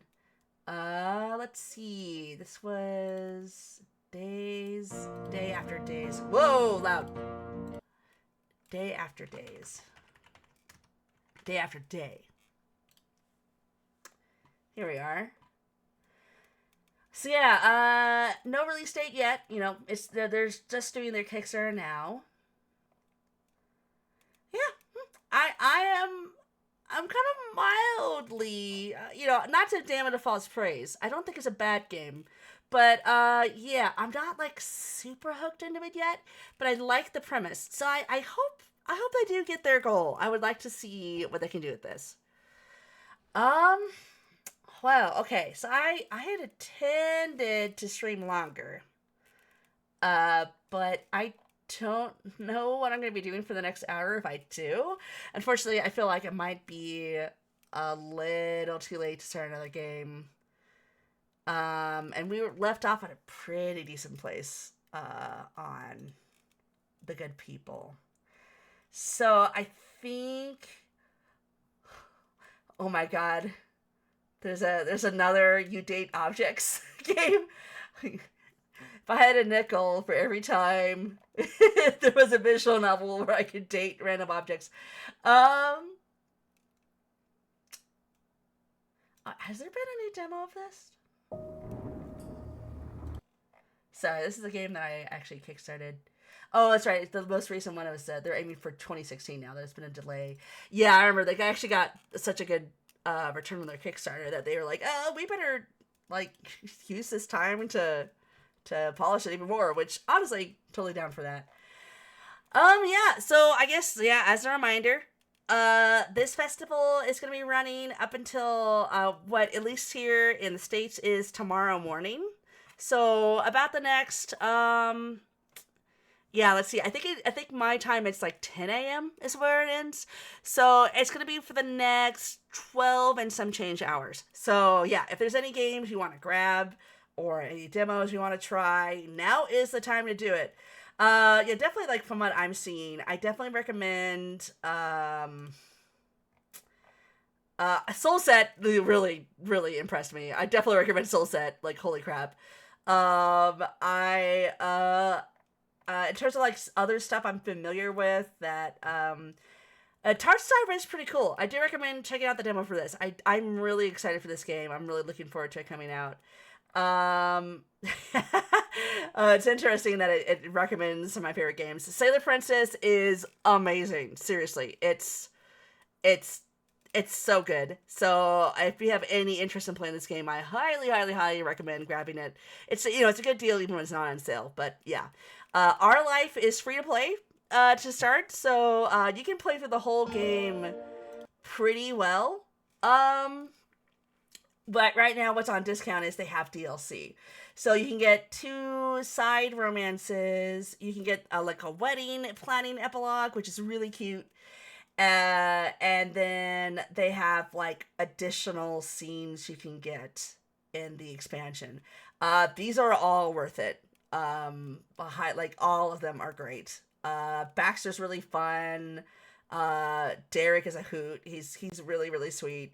The wedding story is a really fun kind of capstone to the end of your thing. And so, yeah, this is like, if you want a more kind of like coming of age romance game, Our Life is amazing. They're got a sequel that's coming out, I think, next year. And I'm just completely just super hyped for the sequel. This is like literally one of my favorite games ever. So yeah, definitely check out Our Life. Like I said, that one's free to start. You can play through up to the credits of that game. It's just like the extra DLC. But like if you if you started tonight and you think you're interested at all, I would just grab all the DLC for it.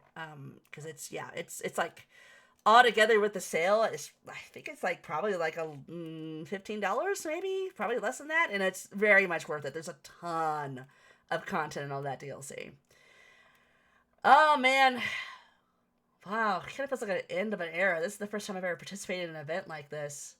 Yeah, thanks to all the devs that trusted me to give their games a little bit of a feature on my channel. It's been a blast. I've had a lot of fun. Because I don't know if I would have found these games if I had just been digging through the festival myself. So I am really glad that I got a chance to kind of poke around. Oh, hey, there's good people again. Yeah.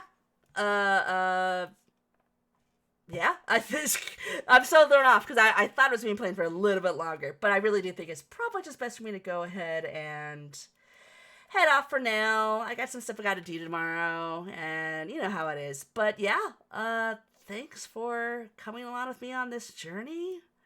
And yeah, bots for this should be uploaded tomorrow evening.